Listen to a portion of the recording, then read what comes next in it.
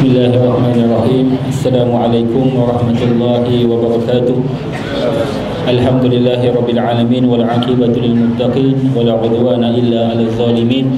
Asyhadu an la ilaha illallah wahdahu la syarika lah wa asyhadu anna sayyidina Muhammadan abduhu wa rasuluh as-safiyyu min khalqihi wa habibuh ballagha risalah wa adda al-amanah wa nasaha al-ummah wa kashafa al-ummah wa tarakana ala mahajjatil bayda lailuha kanahariha la yad'a illa halik. Salatullahi wa salamuhu ala habibina al-mustafa sallallahu alaihi wasallam wa ala alihi wa sahbihi wa man ihtada bihadihi wa man istanna bi sunnatihi wa man iktada bi qudwatihi wa man istahada bi jihadihi ila yaumiddin.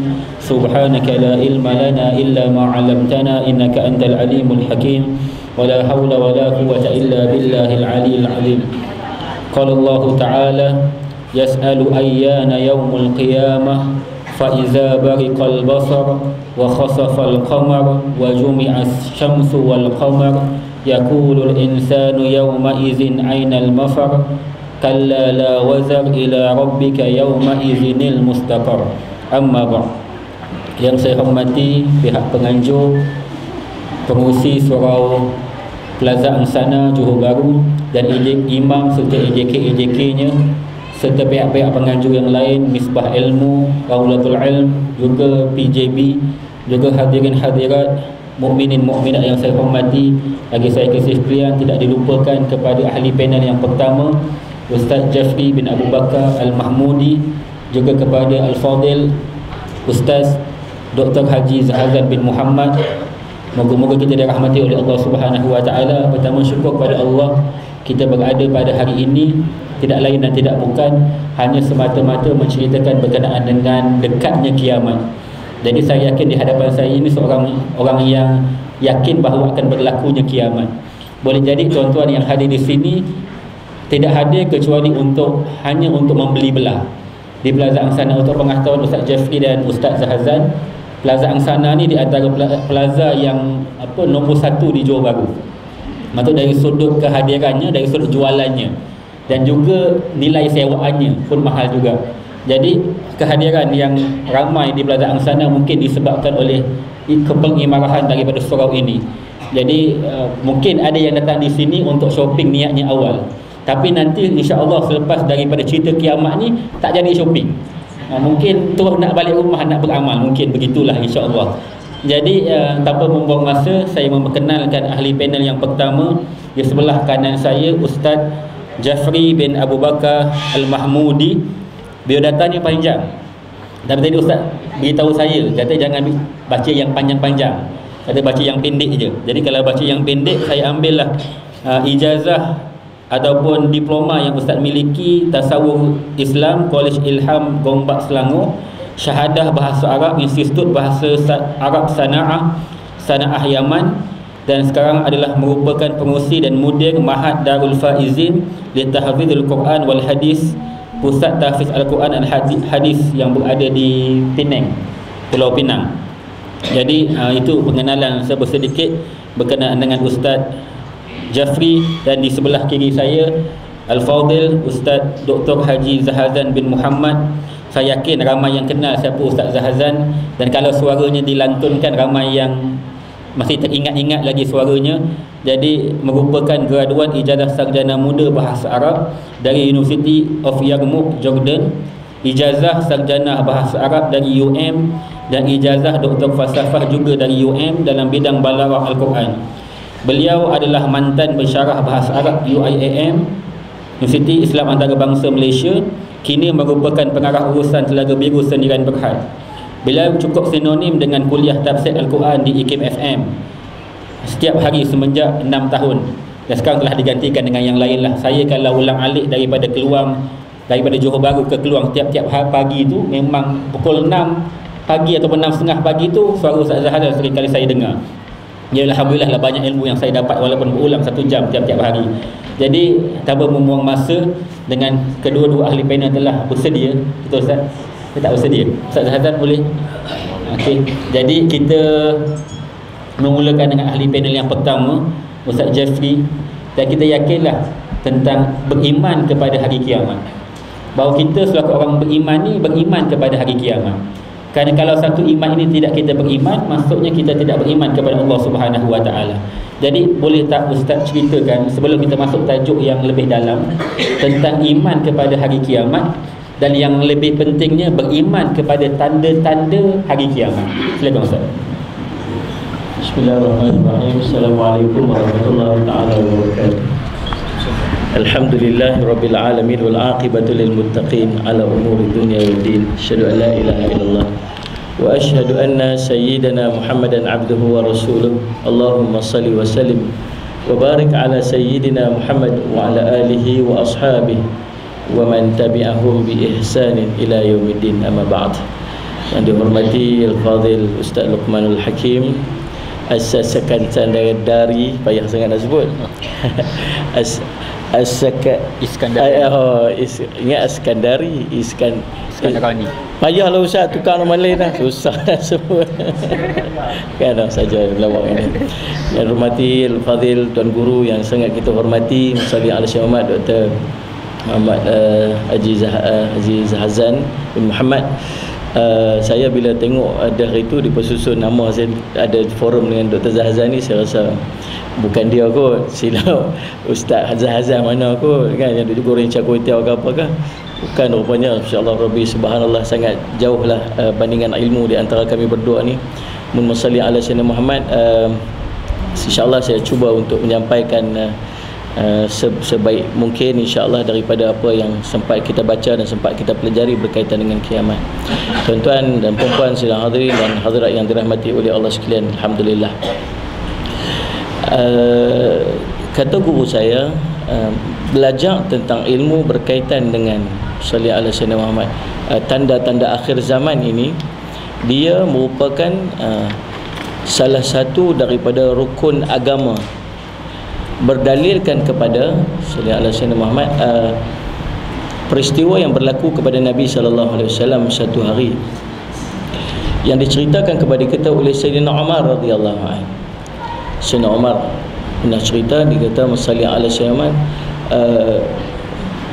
ketika kami duduk bainama nahnu julusun 'inda Rasulillah sallallahu alaihi wasallam, ketika kami duduk dengan Nabi sallallahu alaihi wasallam, ittala alaina rajulun, tiba-tiba muncul di kalangan kami seorang lelaki, syadidu bayad siyab, syadidu sa'ab, yang sungguh putih pakaiannya, yang sungguh hitam rambutnya, la yura ali asrus safar, yang tidak ada tanda-tanda perjalanan jauh padanya, wala ya'rifu minna ahad, dan tidak ada pula di kalangan kami yang kenal dengannya, hatta jalasa ila Nabi sallallahu alaihi wasallam fa asnada rukbatayhi ila rukbatayhi, dia duduk di depan Nabi sallallahu alaihi wasallam, lutut bertemu dengan lututnya, wa dhaqafai ala fakhidhihi, meletakkan dua tapak tangannya di atas pahanya. Lalu dia bertanya kepada Nabi SAW, Muhammad akhbirni anil Islam, wahai Muhammad ceritakan kepada kami tentang Islam. Lalu Nabi SAW menceritakan tentang 5 rukun Islam. Islamu anta syahada an la ilaha illallah wa anna Muhammadar Rasulullah ila akhir. Kemudian dia kata sadaqta fa'ajibna lahu yas'alu sidqahu wa yusaddiquhu. Kami musalli asma, dia kata kamu benar. Kami pun keheranan, kata Sayyidina Umar, dia bertanya lalu dia membenarkan. Kemudian fa akhbirni anil iman, ceritakan kepada aku tentang iman, kata lelaki tersebut kepada Nabi sallallahu alaihi wasallam. Lalu Nabi sallallahu alaihi wasallam salli ala sayyidina Muhammad pun menjawab 6 rukun iman, kan, salli alaihi wasallam. Habis kemudian dia sambung lagi, dia tanya kepada Nabi sallallahu alaihi wasallam tentang ihsan. Akhbirni anil ihsan, ceritakan kepada aku tentang ihsan. Lalu Nabi sallallahu alaihi wasallam pun menjawab, anta'budallaha ka'annaka taraha fa illam takun taraha fa innahu yarak. Kamu beribadat kepada Allah seperti mana kamu nampak Allah, tapi kalau kamu tak nampak Allah, ingat Allah melihat kamu. Macam itulah lebih kurang tafsiran dia. Kemudian musalli ala sayyidina, dia sambung lagi, akhbirni anis sa'ah, ceritakan kepada aku tentang kiamat. Lalu Nabi SAW menjawab, bal mas'ul anha bi'amsail, orang yang bertanya itu lebih mengetahui daripada orang yang ditanya. Oleh yang demikian, kalau begitu tanya dia lagi, maksudnya akhbirni an amaratih, ceritakan kepada kami tentang tanda-tanda kiamat. Kalau tadi tanya tentang kiamat, Rasulullah tak tahu nak jawab, Rasulullah kata orang yang tanya tu, malaikat tu lebih tahu daripada aku. Maka waktu itu musalli asma, dia tanya, oleh yang demikian ceritakan kepada tanda-tanda kiamat. Lalu Nabi SAW pun menjawab, antal lil amatu rabbataha wa antaral hufata al-atal ali asyya yashai yatatawaluna fil bunyan. Kamu musalli asma akan melihat ibu-ibu melahirkan anak tuan-tuan dia, dan musalli asma kamu akan melihat orang miskin penggembala kambing yang musalli asyamat yang tidak berpakaian, tidak berkasut, berlumba-lumba membangunkan bangunan tinggi-tinggi, berlumba-lumba membangunkan bangunan-bangunan yang tinggi. Falabistu maliya thumma qala ya Umar atadri man as-sa'il? Qultu Allah wa rasuluhu a'lam. Qala fa innahu Jibril atakum li'allimakum dinakum. Lalu sebagian masa berlalu, sallallahu alaihi wasallam Muhammad, lalu Nabi bertanya kepada Sayyidina Umar, kamu kenal tak siapa yang tanya tadi ni? Dia kata Allah wa rasuluhu a'lam. Allah saya mengetahui, Allah dan Rasul saya mengetahui. Dia kata fa innahu Jibril, itulah Jibril. Dia datang kepada kamu untuk mengajar kamu akan agama kamu, ajar agama kamu. Jadi ulama sebut musalli asyamat, dia kata itulah dalil yang menunjukkan kepentingan akan ilmu berkaitan dengan akhir zaman. Malaikat Jibril dalam banyak-banyak soalan yang boleh dia tanya kepada Nabi SAW, yang dipilih untuk ditanya kepada Nabi SAW adalah 4 perkara. Yang pertama, rukun Islam. Yang kedua, rukun iman. Yang ketiga, ihsan. Dan yang keempat, tanda-tanda ataupun ilmu berkaitan dengan akhir zaman. Sebab apa dituntut kepada kita untuk belajar tentang akhir zaman? Sebab tuan-tuan, masalah ala sayyidina Muhammad, kita umat Nabi Muhammad sallallahu alaihi wasallam memang telah dipilih oleh Allah untuk berada pada akhir zaman. Kita ni dalam ramai-ramai manusia daripada zaman Nabi Adam sampailah zaman Nabi Isa alaihi salam, mereka tidak dipilih untuk melihat tanda-tanda kehancuran akan tanda-tanda bagaimana bumi ni akan dihancurkan oleh Allah Subhanahu wa taala. Umat-umat dulu tak nampak, yang nampak ni kita. Dan akhir zaman, tuan-tuan, apa yang berlaku di akhir zaman itu, dia akan menguji iman setiap orang yang ada pada ketika itu. Dan kepada orang yang tidak ada ilmu berkaitan dengan dia, maka bila dia terjumpa dengan akhir zaman ataupun tanda-tanda berkaitan dengan kiamat itu, waktu itu mungkin dia terjebak, mungkin dia akan menyebabkan dia kufur, mungkin dia akan menyebabkan terkena dengan fitnah akhir zaman. Tuan-tuan faham setakat mana saya duduk cerita ni? Boleh faham tak? Saya macam duduk tengok saya ni pasal apa ni? Kan? Macam nak makan. Baik, Allahumma salli ala sayyidina. Itu cerita dia. Tuan-tuan sekalian, akhir zaman. Jadi musalli ala sayyidina, tuan-tuan, itu dalil yang menunjukkan bahawa apa? Salli ala sayyidina Muhammad, dia merupakan salah satu daripada perkara yang wajib untuk kita pelajari. Baik. Tuan-tuan yang dirahmati oleh Allah sekalian, musalli ala sayyidina, kita ni nak tahu kedudukan kita ni sebagai umat Nabi Muhammad daripada kerasulan Nabi SAW. Sampailah seluruh umat nanti akan dimatikan oleh ataupun berlakunya kiamat yang besar tu, kedudukan kita ni dekat mana? Ini kita kena tahu. Sebab apa kena tahu? Sebab kita perlu bersedia untuk berhadapan dengan dia. Contoh saya nak bagi, kalau perkara yang nak jadi, apa saja perkara yang nak jadi yang besar yang akan berlaku kepada kita, tuan-tuan, Allah biasanya akan bagi tanda. Itu menunjukkan kasih sayang Allah pada kita ni. Tanda ni, tuan-tuan, supaya kita bersedia untuk berhadapan dengan dia. Tanda dia supaya kita bersedia untuk berhadapan. Kita buat preparation yang sepatutnya untuk kita berhadapan dengan dia. Jadi lepas daripada ni tak ada dia panggil apa, tak ada question. Kita tak ada, oh kami tak diberi peringatan. Tak. Sebab Allah beri peringatan, cumanya kita tak mencari ilmu berkaitan dengan tanda-tanda tersebut. Jadi tuan-tuan, contoh sebagai contoh, maksudnya bila Nabi SAW sebut tentang tulu' asy-syamsi min maghribiha, naik matahari sebelah barat. Contoh yang Nabi SAW sebut tentang naik matahari sebelah barat. Jadi sebelum nak naik matahari sebelah barat tu, kita semua tahu, jumhur semua orang tahu.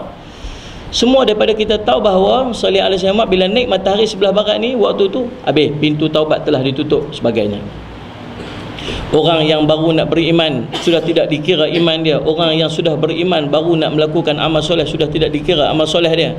Orang yang baru nak bertaubat atas dosa sudah tidak dikira taubat-taubat dia sebagainya. Semua orang tahu. Tuan-tuan tanyalah orang yang main gitar tepi jalan pun tahu. Tanya orang yang tak semayang pun tahu. Tuan-tuan tanya orang yang sedang musalli ala sayyidina Muhammad duduk karaoke, tanya ni kalau matahari ni sebelah barat apa jadi tengah karaoke ni? Ya ada pun, jawab macam tu. Dia tahu tuan-tuan sekalian musalli ala sayyidina Muhammad. Tapi yang orang tak tahu apakah tanda-tanda yang akan berlaku 2 atau 3 hari sebelum matahari ni sebelah. Yang ni ramai orang tak tahu. Nah, dalam kitab An-Nihayah fil Fitan wal Malahim karangan Imam Ibn Katsir cerita petik 3 hadis sallallahu alaihi wasallam yang menceritakan tentang yang Nabi SAW sebut tentang 2 atau 3 hari sebelum matahari ni sebelah barat. Antara disebutkan sebagai malam kamu yang panjang, malam yang panjang. Jadi besoknya kalau tuan-tuan bangun pagi, tengok-tengok gelap sampai pukul 10 gelap, sampai pukul 11 gelap lagi. Tuan-tuan yang hadir pada hari ini, tuan-tuan akan ingat akan hadis ni, tuan-tuan ingat tentang pesanan ini, dan waktu tu tuan akan tahu bahawa 2 atau 3 hari lagi matahari nak naik sebelah barat. Tanda dia. Tu contoh betapa pentingnya kita untuk belajar tentang ilmu berkaitan dengan akhir zaman. Lanjut kejap kita sambung dalam yang sesi yang round kedua lagi. Kalau cerita semua lagi tak ada benda nak cerita kejap lagi. Baik tuan-tuan, Allahumma salli ala sayyidina Muhammad. Tak, untuk sesi untuk round pertama ni nak tahu dekat mana duduk kita ni. Dekat mana duduk kita ni? Ada satu hadis tuan-tuan yang Nabi SAW ceritakan tentang fasa-fasa kehidupan manusia sampai seluruh alam akan dimatikan, seluruh alam akan dihancurkan oleh Allah. Yang fasa Nabi SAW sebut fasa yang pertama dia panggil an-nubuwah, fasa an-nubuwah. Fasa an-nubuwah ni tuan-tuan di bawah pemerintahan Nabi SAW, Nabi dengan para sahabat, aku bersama dengan kalian manusia. Yang musalli asyamat dengan wafatnya Nabi SAW, maka habislah fasa an-nubuwah tu, dan kita memang confirm tak duduk zaman tu, tuan-tuan. Masuklah fasa yang kedua, masuk fasa kedua salli ala sayyidina tuan-tuan, dia panggil fasa khilafah ala manhaj an-nubuwah. Khilafah ala manhaj an-nubuwah. Khilafah satu sistem pemerintahan, khilafah yang bersandarkan, yang bersumberkan kepada sistem kenabian. Juga berdalilkan kepada satu hadis Nabi SAW. Nabi SAW cerita tentang 30 tahun tuan-tuan, habis waktu tu dengan tamatnya pemerintahan daripada Khulafa ar-Rasyidin. Sebagai ulama sebut sambung sedikit sampai Sayyidina Hasan sekitar 6 bulan, habis nak cukupkan 30 tahun tu, kata guru saya. Kemudian masalah asyamat tuan-tuan, masuk pula fasa yang ketiga. Fasa ketiga fasa mulkan a'dan, mulkan kerajaan yang menggigit. Dengan tafsiran ulama bahawa waktu tu dia nak beramal macam mana sistem khalifah dulu, sistem zaman pemerintahan para sahabat zaman Nabi tu, tapi disebabkan oleh fitnah yang terlalu besar. Tuan-tuan ingat yang berkaitan dengan Nabi SAW sebut tentang Umar, kematian Umar itu pecahlah pintu fitnah. Kematian Umar tu pecah pintu ni, masuk bukan buka, tak boleh tutup dah. Selepas berlaku banyak fitnah tuan-tuan, fitnah sampailah kepada kita sekarang ni, sampai kita ni dah tak tahu mana satu betul mana satu salah dah sekarang ni. Tahlimun hairan, sampai orang-orang yang halim, orang yang alim, orang yang ada ilmu pun kehairanan, dia tak tahu nak timbang mana satu betul mana satu salah. Fitnah yang sangat besar. Jadi pada ketika itu subhanallah, dia nak beramal macam mana zaman Nabi SAW dan zaman para sahabat, sampai terpaksa gigit ni macam gigit geraham, gigit di geraham ni, nak berpegang dengan agama sampai ke tahap macam tu. Yang keduanya tafsiran ulama menyebutkan bahawa gigit tu tuan-tuan dengan maksud dia inherit, dia turun kepada masalih ala sayyidina Muhammad, anak pinak dia turun pemerintahan tu begitu. Juga kata ulama telah pun selesai kerajaan ini dengan tumbangnya khalifah yang terakhir di muka bumi ini, dengan tumbangnya kerajaan Uthman yang Turki. Habis, khalas. Dan kita juga tak duduk pada zaman tu. Masuk fasa yang keempat. Fasa keempat, masalih ala sayyidina Muhammad, fasa mulkan jabariyah, kerajaan yang memaksa, ataupun dalam bahasa mudah kita sebut diktator, kan. Waktu tu tidak ada lagi masalih ala sayyidina lantikan ataupun pemilihan daripada khalifah tu bersandarkan macam mana yang Nabi SAW buat dulu, daripada syura, orang yang paling bertakwa di kalangan mereka dan sebagainya. Waktu tu dia ada sistem-sistem yang diwujudkan untuk melantik pemimpin. Waktu tu pemimpin ada di kalangan pemimpin yang masalih asyamat yang bentuk kuku besi dan sebagainya. Fahamlah pada ketika itu tuan-tuan sekalian. Dan pada ketika inilah kata ulama, fasa keempat inilah tuan-tuan berlaku peralihan musalli ala sayyidina antaranya Imam At-Talbi, saya tak ingat nama dia, saya sebut, kalau saya ingat saya sebut. Berlakulah peralihan daripada tanda-tanda kecil kiamat kepada tanda-tanda besar kiamat pada fasa keempat ini. Waktu ni tuan-tuan akan menyaksikan sempurnanya tanda-tanda kecil kiamat. Waktu ni juga tuan-tuan akan menyaksikan munculnya Imam Mahdi, tuan-tuan akan menyaksikan munculnya Dajjal, tuan-tuan akan menyaksikan turunnya Nabi Isa, tuan-tuan akan menyaksikan banyak berlaku perkara-perkara pelik yang berlaku dalam alam ni tuan-tuan, masa turunnya salji dan sebagainya, berlakunya taufan. Itu macam saya sebut semalam dekat apa, impian emas kan. Itu nama tempat tu, Taman Impian Emas. Dia tak ada mimpi lain, mimpi emas. Lepas tu Intan Abu Bakar. Saya kata orang Johor ni tak ingat mati apa. Lawak tuan-tuan lah. Jadi masalah sama tuan-tuan, insya-Allah Rabbi, kita tak pernah tengok taufan.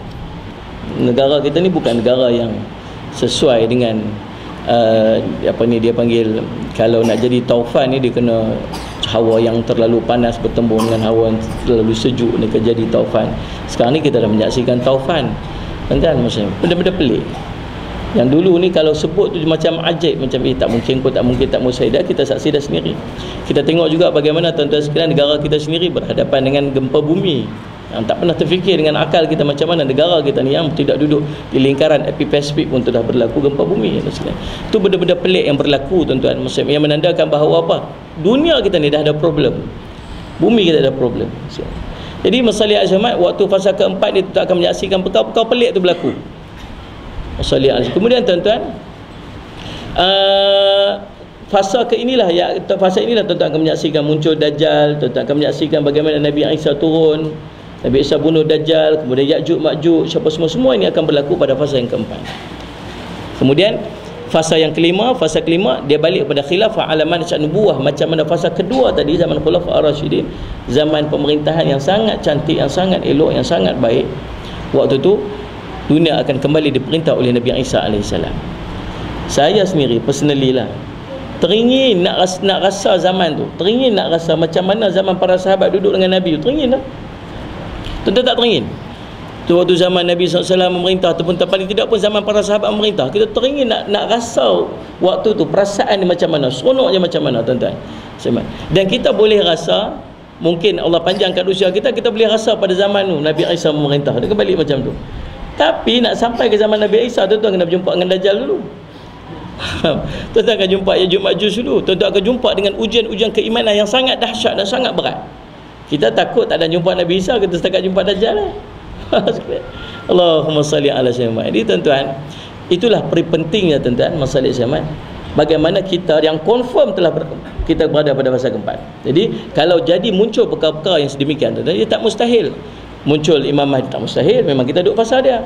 Turun Nabi Isa tak mustahil, memang kita duduk fasa dia. Panjang, lambat, dekat, tu cerita lain. Cerita dia tuan-tuan masalah Islam, dan memang kita duduk pada fasa dia. Nah, jadi tuan-tuan masalah Islam, pada ketika dan waktu yang begini, kita sangat-sangat memerlukan kepada ilmu sebagai persediaan kita untuk berhadapan dengan perkara-perkara yang telah dinyatakan oleh Nabi SAW dalam hadis-hadis yang sahih, diceritakan oleh Allah SWT dalam Al-Quran. Tuan-tuan, mudah-mudahan insya-Allah apa yang kita dapat daripada majlis-majlis sebegini tuan-tuan, paling tidak nak kira iman kita ni tuan-tuan tak bersedia untuk kita berhadapan dengan fitnah-fitnah yang besar macam ni. Paling tidak ada persediaan mampu untuk kita buat, untuk kita berhadapan dengan ujian ataupun cabaran yang akan datang kepada kita dengan berlakunya disebut sebagai akhirul zaman. Wallahu subhanahu wa ta'ala a'lam. Jazakallahu khairan jazak kepada Ustaz Jafri Mahmudi atas kupasannya. Dan benarlah kita beriman kepada Allah Subhanahu wa taala dan beriman kepada hari kiamat, sampai Allah turunkan surah Al-Qiyamah membuktikan bahawa kita beriman kepada hari kiamat. Bahkan hadis daripada Arba'in An-Nawawiyah dalam hadis yang kedua berkenaan dengan iman, Islam, ihsan dan kiamat serta tanda-tandanya membuktikan bahawa kita wajib beriman kepada hari kiamat. Jadi tadi Ustaz sebut tentang fasa-fasa yang ada daripada fasa kenabian, kemudian fasa ala manhaj nubuwah, kemudian kepada kerajaan yang menggigit, kemudian kepada kerajaan yang memaksa. Maka kita ini berada di fasa yang keempat, Ustaz, kerajaan yang memaksa. Jadi sejauh mana kita ingat kepada kematian. Tadi Ustaz sebut tadi bahawa di Johor ni ada intan, ada emas sebagainya. Sebenarnya nama ni pun menyebabkan kita ni kadang-kadang lupa pada mati. Contohnya warga emas. Warga emas ni biasanya golongan yang lupa mati. Sebab emas ni tidak susut nilai. Ringgit Malaysia susut nilai, emas dia tidak susut nilai. Maka apabila namanya warga emas, dia lupa bahawa dia juga warga tua. Maka kadang-kadang nama ni kena diubah kadang-kadang lah untuk motivasi diri kita. Jadi terus kepada ahli panel yang kedua, Ustaz Zahazan Muhammad. Tadi Ustaz Jafri pun ada cerita tentang fasa yang keempat, Ustaz. Jadi benarlah kita ini sekarang berada pada fasa yang keempat. Jadi kalau dilihat melalui tanda-tanda yang sedang berlaku di dunia sekarang, tentang faktor ekonominya, tentang faktor kepimpinannya, bukan hanya di negara kita tapi juga di negara-negara yang luar. Jadi adakah kita sebenarnya berada pada akhir zaman ataupun tanda-tanda ni sudah nampak? Jadi mungkin Ustaz boleh komen atau ceritakan, Ustaz. Fadhil. Wassalamualaikum warahmatullahi wabarakatuh. Pengurusi program pada pagi ini yang dikasihi oleh panel pertama Ustaz Jafri dan kepada muslim-muslimat yang dimuliakan Allah sekalian. Tajuk tentang hari akhirat ni satu perkara yang sangat penting. Sebab antara ayat-ayat yang turun zaman Makkiyah ialah berkisah banyak tentang kesudahan hidup manusia, iaitulah hari kiamat. Dan para ulama membincangkan, kalau kita tengok dalam Al-Quran, antara perkataan yang paling banyak digunakan oleh Allah bagi menggambarkan kedahsyatan kiamat itu dari berbagai-bagai variasi. Allah gunakan macam-macam nama. Contohnya Al-Haqqah, contohnya Al-Qari'ah, contohnya surah namanya Zalzalah, Idza zulzilatil ardu zilzalaha, Al-Haqqah, As-Sa'ah. Ya, terlalu banyak yang digunakan oleh Allah Subhanahu Wa Taala. Puluh-puluh nama yang Allah gunakan. Az-Zifah. Ya, ini semua bagi menampakkan kepada kita kedahsyatannya dari berbagai-bagai sudut. Ya. Tapi ada juga di kalangan nama-nama surah ini yang suka orang Islam baca. Namanya surah Al-Waqi'ah. Kenapa baca tuan? Nak kaya cepat. Betul tak? Memang ada riwayat dalam Dalailun Nubuwah, Tabarani, Musnad Ahmad yang mengatakan kelebihan membaca surah Al-Waqi'ah menghilangkan al-faqr. Salah satu riwayat daripada Ibn Mas'ud radhiyallahu anhu, iaitulah beliau ni sakit, maka Sayyidina Uthman datang mengunjungi beliau, lalu mengatakan kepadanya, engkau perlu tabib tak? Jawapan Ibn Mas'ud, tidak, tabiblah yang menyakitkan aku. Maksudnya Allah SWT lah. Allah tu tabiblah, Asy-Syafi. Ya, perlu tak? Apa yang kau perlukan? Yang aku perlukanlah rahmat dari Tuhanku, katanya. Apa yang kau tinggalkan untuk anak-anakmu itu? Jawapannya, aku sudah pun mengajar mereka untuk membaca suratul Waqi'ah, yang kalau dibacakan maka ia menghilangkan kefakiran daripada seseorang itu. Ya, para ulama mengatakan hadis ini hadis dhaif, syadidud dha'af. Walau bagaimanapun min bab fadail a'mal, maka bolehlah diamalkan. Itu satu perkara berkaitan dengan nama Al-Quran, yang kalau kita hayati suratul Waqi'ah, dalamnya menceritakan tentang kesudahan hidup manusia. Ashabul yamin, ashabul shimal, ashabul maimanah. Ya, Al-Muqarrabun yang Allah gambarkan. Ada beberapa golongan yang disebut di situ punya kedudukan beza-beza mengikut persembahan amalan mereka kat dunia dulu. Baik. Jadi bila melihat kepada kiamat ini, dia satu sunatullah. Kerana para ulama menjelaskan, tak semua orang yang buat baik itu akan dapat balasannya kat dunia. Dalam hatinya, jauh di lubuk hatinya, bila aku akan dapat balasan. Dan ramai orang yang buat zalim dan kejam kepada orang di dunia dinilai sebagai perwira dan pahlawan, dimahkotakan dengan berbagai-bagai anugerah, padahal di sisi Allah dia seorang penyayang sebenarnya. Jadi jauh di lubuk hati manusia mesti ada hari yang pembalasan dilakukan. Itu sebab Allah SWT menyatakan dalam surah Muhammad, a'udzubillahi minasyaitonirrajim, fahal yanzuruna illa as-sa'ah. Allah gambarkan, anta atiyahum baghtatan faqad jaa asyratuha. Ya, apa yang mereka nantikan itu tentang kiamat, sedangkan sudah banyak berlaku bukti-buktinya. Faqad jaa asyratuha, telah banyak bukti-buktinya. Dan para ulama bersepakat mengatakan bahawa tanda kiamat yang paling besar, Ustaz cakap bahasa Kedah, saya cakap bahasa Melaka. Jealous tengok orang cakap bahasa masing-masing kan? Tanda yang paling besar adalah kemunculan Nabi Muhammad SAW, dan perutusan baginda menandakan misi nubuah sudah pun berakhir. Jadi bila berakhir itu menandakan waktu sangat dekat. Di antara kedatangan baginda SAW, yang mana Al-Imam Ibn Jarir Tabari mentaksirkan, bila Nabi menunjukkan dua jari baginda itu, maka diukur 1/7, dia menganggap bahawa tinggal 700 tahun saja lagi berlaku kiamat daripada kedatangan Nabi SAW. Itu ramalan seorang ulama, ya, mengikut taksiran kemampuan ilmunya. Seorang lagi berkata tidak, bukan kita nilai 1/7, kita nilai 1/14. Kiraannya pada jari-jari tangan ini, maka berlakulah penisbahan bukan lagi 7 jadi 14. Maka beliau mentaksirkan lebih 1000 tahun, tak lebih 1000 tahun akan berlaku kiamat.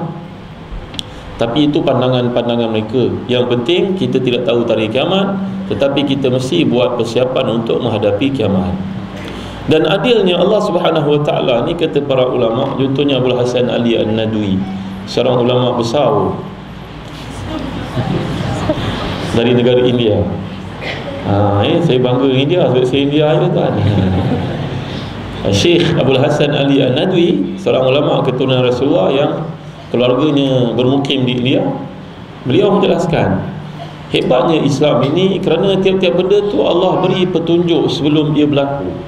Contohnya nak hujan lebat, langit berkepul-kepul, lawan gelap, kan? Seorang perempuan akan melahirkan, dia rasa mual, dia rasa mungkin tak selesa, ya, suaminya rasa mengada-ngada, tapi sebenarnya itu adalah tabiat seorang perempuan. Betul kan? Dia ada tanda-tanda, dia bagi clue, bagi hint. Maka demikian juga Allah SWT punya keadilan. Sebelum berlakunya kiamat, Allah utuskan banyak tanda. Faqad ja'a asyraqha, datang banyak bukti-bukti, tanda-tanda seperti yang digambarkan sebahagiannya oleh sahibul fadilah Ustaz Jafri tadi. Beberapa bentuk yang Allah SWT tunjukkan, orang-orang miskin menjadi kaya, ya, dan kemudian orang perempuan melahirkan anak-anak yang akhirnya menjadi tuan kepada dirinya sendiri, dan macam-macam petunjuk-petunjuk yang lain, tanda-tanda yang lain. Ya, jadi tuan-tuan dan hadirin yang dikasihi sekalian, sebenarnya apa matlamat perutusan Nabi kepada umat? Perutusan seorang Nabi kepada umatnya adalah tak lain tak bukan untuk mengajar mereka untuk beribadah kepada Allah SWT. Itu asasnya. Maka bila hamba ini meletakkan tekad dan azamnya begitu dalam hidup, automatically dia akan bersedia untuk menghadapi kiamat. Kerana kiamat itu adalah kesudahan yang pasti yang akan berlaku, tapi dia sudah pun mempunyai persiapan. Maka para ulama bincangkan bahawa Nabi SAW punya misi yang paling utama mengeluarkan manusia dari, ya, meninggalkan penyembahan taghut, ya, meninggalkan penyembahan selain daripada Allah Subhanahu Wa Taala.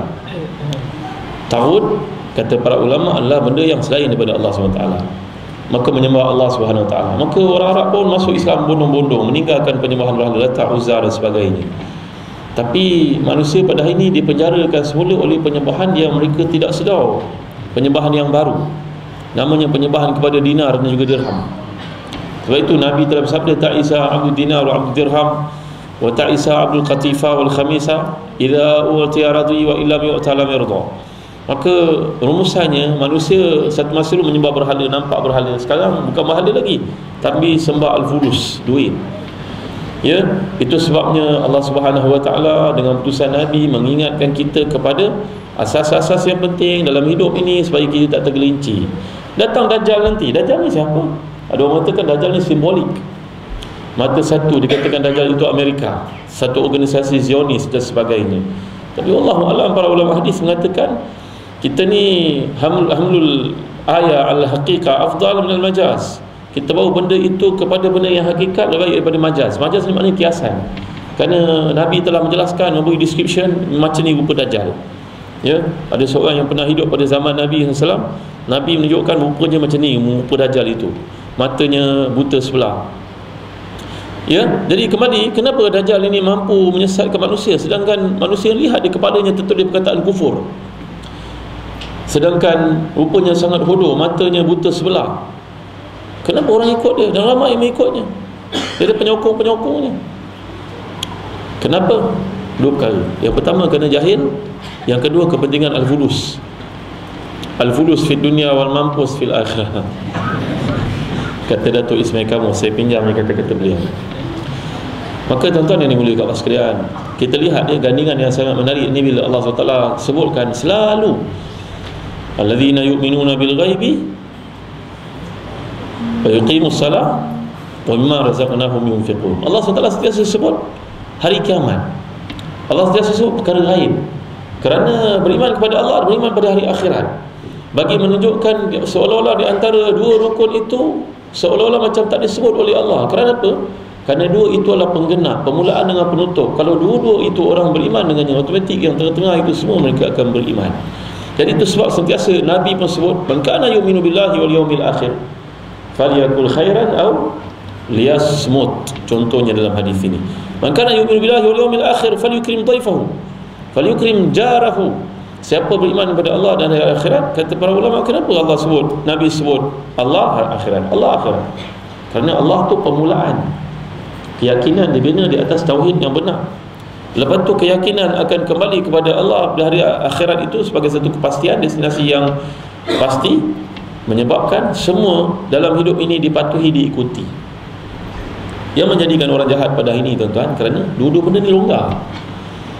Pada Allah SWT pun dia tidak faham, dan kembalinya kepada Allah SWT pun dia tidak yakin. Betul tak, tuan-tuan? Maka berlakulah banyak kepincangan dalam masyarakat pada hari ini. Ya, jadi bila menyebut tentang tanda-tanda kiamat ni memang dah dekat benar.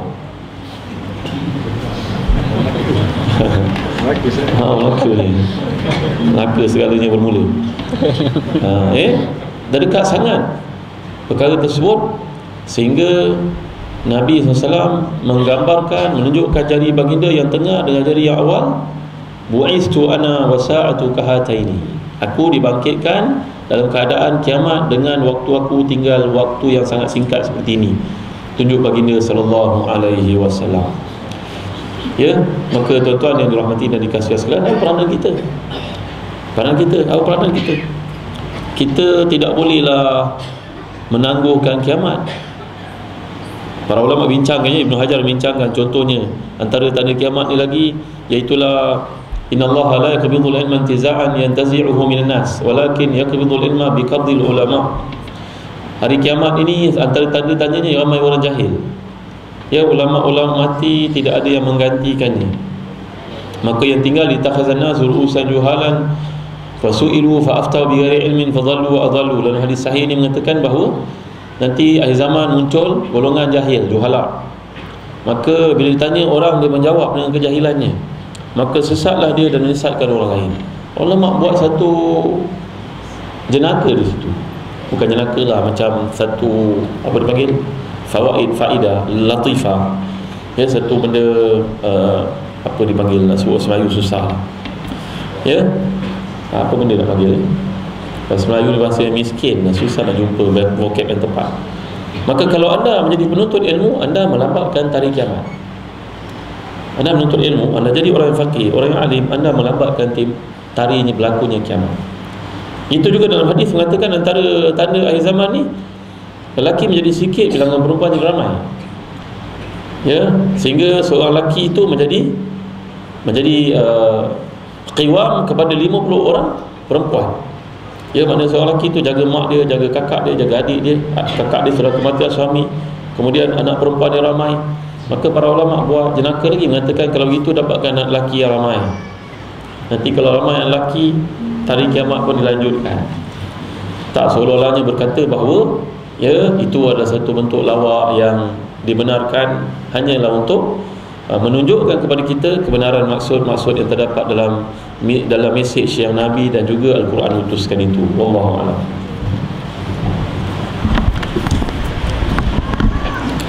Jazakallahu khairan jazak kepada Ustaz Dr. Haji Zahadan Muhammad atas kupasannya. Benarlah kita mengindui suara Ustaz Zahadan di Johor. Jadi kami memerlukan Ustaz Zahadan di Johor selalu datang, insya-Allah.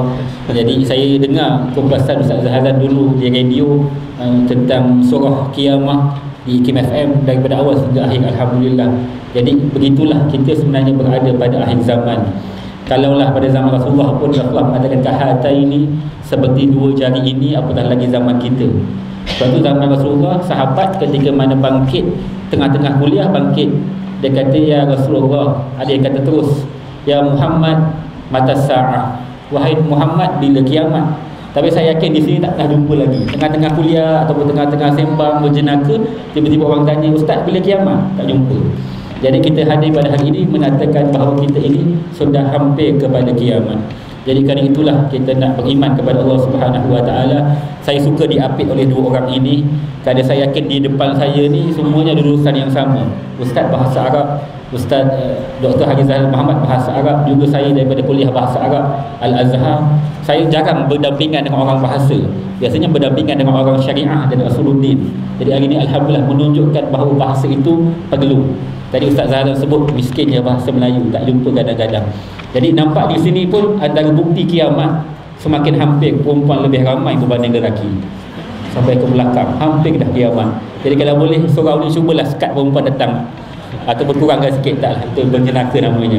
Jadi kalau anak saya seorang lelaki, 3 perempuan. Maksudnya kalau nak balance kan kena tambah lagi 2 lelaki. baru balance. Jadi maksudnya macam lambat lagi lah rasa, tapi kiamat semakin hampir. Jadi Ustaz Jafri, boleh Ustaz bersedia untuk pusingan yang kedua? Jadi tadi Ustaz pun dah ceritakan sedikit tentang kiamat. Ustaz Haji Zahdan Muhammad pun dah cerita tentang kiamat. Jadi boleh tak Ustaz mendetailkan ataupun memperincikan tentang tanda-tanda besar kiamat dan bagaimana susunannya berdasarkan daripada hadis Nabi SAW? Tafadhal. Bismillahirrahmanirrahim. Alhamdulillah wassalatu wassalamu ala Rasulillah wa man wala. Pulau Belengkau atas pagar, Ustaz. Tapi kalau orang utara cakap Melaka puji buruk, sama macam orang Melaka kalau cakap bahasa utara lagi buruk punya dia. Kan masalli ala sayyidina. Dan pesanan kepada Ustaz Luqman dia, kalau tak boleh nak tambah anak lelaki, tambah maknya perempuan. Allah. Betul. Tapi dia tengok, kalau ada penyakit TB dia susah sikit. Tuan-tuan sekalian, masalli ala sayyidina Muhammad, dia ada susunan-susunan yang telah diceritakan oleh Nabi SAW. Banyak hadis daripada Nabi SAW yang menceritakan tentang tanda-tanda besar kiamat. Akan tetapi salli ala sayyidina Muhammad, hadis-hadis yang Nabi SAW cerita tu berubah-ubah susunan dia. Antaranya waktu daripada satu hadis yang telah disampaikan oleh Imam Muslim, diriwayatkan oleh Imam Muslim, Huzaifah bin Usaid Al-Ghifari. Huzaifah Al-Ghifari ni cerita Rasulullah SAW pernah muncul di hadapan kami ketika kami sedang berbincang-bincang. Kami duduk ramai-ramai, kata Huzaifah, duduk bincang-bincang. Kemudian Nabi SAW lalu. Nabi SAW melintas kawasan itu. Lalu Nabi SAW bertanya, apa yang sedang kamu bincangkan? Lalu para sahabat menjawab, kami sedang membincang tentang as-sa'ah. As-sa'ah ni masuk kiamat. Lalu Nabi SAW bersabda, qala innaha lan taquma hatta taraw qablaha 10 ayat. Tak akan terjadinya kiamat sesungguhnya, kata Nabi SAW, tak akan, kiamat itu tak akan datang sehingga kamu qablaha, kamu tarawna qablaha, kamu akan melihat sebelum daripada kiamat itu 10 ayat, 10 tanda. Yang pertama, fadhakara ad-dukhan, kamu akan melihat ad-dukhan, asap. Wad-dajjal, dan kamu akan melihat dajjal. Wad-dabbah, kamu akan melihat dabbah, binatang melata. Binatang melata tu dalam satu riwayat cerita bagaimana dia berbulu, kaki 4 dan sebagainya, yang akan muncul pada waktu duha. Selesai mana? Wa tulu asy-syamsi min maghribiha, naiknya matahari daripada, munculnya matahari di sebelah barat. Wa nuzul Isa bin Maryam sallallahu alaihi wasallam, turunnya Nabi Isa alaihi salam. Berapa dah?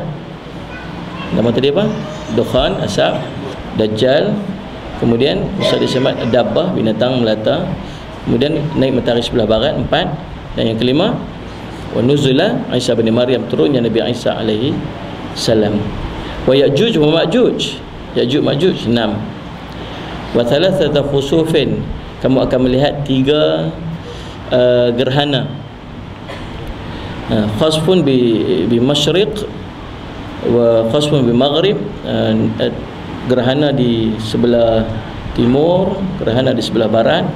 Wasfun bi jaziratil Arab, kamu akan melihat gerhana di jazirah Arab. Wa akhiru dzalika narun takhruju minal yaman tatrudun nas ila mahsyarihim. Dan yang terakhir, kata Nabi SAW, akhiru dzalika nara, kamu akan melihat, musalli ala sama, yang terakhirnya munculnya api daripada Yaman, tatrudun nas, menghalau manusia ila mahsyarihim, menghalau manusia ke tempat perhimpunan mereka. Ni nampak macam susunan. Anda sekalian, nampak macam susunan. Musalli ala sayyidina Muhammad. Dalam satu hadis yang lain pula, musalli Nabi sebut dalam susunan yang lain pula. Dan ada satu hadis yang lain, Nabi SAW sebut, badiru bi'amal sita, segera-segeralah kamu buat amal sebelum sampainya 6 perkara ini. Yang pertama, tulu asyamsi min maghribiha. Tadi Nabi SAW sebut dukhan. Yang ni Nabi SAW tulis yang pertama apa dia? Nabi SAW sebut yang pertama apa dia? Tulu asyamsi min maghribiha, naik matahari daripada sebelah barat. Kemudian awid dukhan, ataupun ad-dukhan, ataupun asap. Awid dajjal, ataupun dajjal. Tadi Nabi pengguna perkataan wa dan, sekarang Nabi guna perkataan au, atau. Awid dabbah, atau binatang yang melata. Aw khassata ahadikum, atau setiap perkara atau perkara yang akan menimpa setiap orang daripada kamu, kata Nabi, atau iaitu kematian. Aw amru ammatikum, ataupun kata ulama satu perkara yang akan menimpa seluruh setiap daripada kamu yang namanya kiamat yang besar. Baik tuan-tuan, Allahumma salli ala sayyidina Muhammad. Jadi tuan-tuan, daripada hadis-hadis yang demikian, maka ulama tidak menetapkan susunan yang tepat apa yang akan berlaku next to next. Antaranya tuan-tuan, masalah ketika sahabat-sahabat Nabi SAW duduk bersama dengan Marwan, salah seorang daripada sahabat Nabi SAW. Sallallahu alaihi wasallam Muhammad. Lalu Marwan sedang bercerita kepada orang-orang Islam pada ketika itu di Madinah, bercerita tentang kiamat, dan Marwan menyebutkan bahawa tanda awal kiamat ialah Dajjal. Lalu berita ini sampai kepada Abdullah bin Umar, anak kepada Sayyidina Umar. Abdullah bin Umar lalu menyatakan bahawa Marwan tidak mengetahui sesuatu yang aku hafal daripada Nabi sallallahu alaihi wasallam. Marwan tu tak tahu, katanya, aku ni hafaz daripada Nabi. Sungguhnya kata Abdullah bin Umar, dia kata apa? Inna awal al-ayah khurujan tulu'a syamsi min maghribiha. Sesungguhnya yang paling awal yang akan berlaku ialah naiknya matahari daripada sebelah barat. Itu yang paling awal berlaku, kata Abdullah bin Umar. Baik, ulama berbahas panjang tentang yang mana satu dulu ni.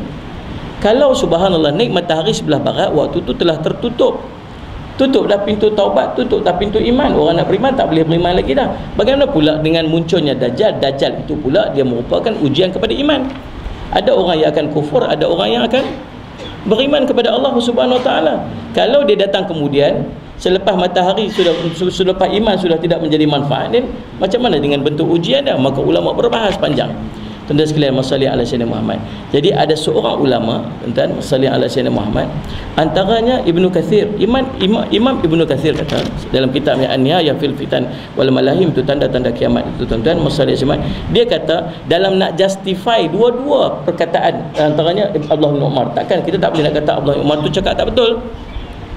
Maka dia nak justify itu, dia kata begini, masalli ala sayyidina Muhammad. Adapun munculnya Dajjal, adapun munculnya masalli ala sayyidina Muhammad yang disebut sebagai Ya'juj wa Ma'juj, adapun turunnya Nabi Isa alaihi salam, walaupun dia salah satu daripada bentuk kepelikan, tapi dia tetap daripada kalangan manusia yang kita boleh terima dengan akal. Anda faham?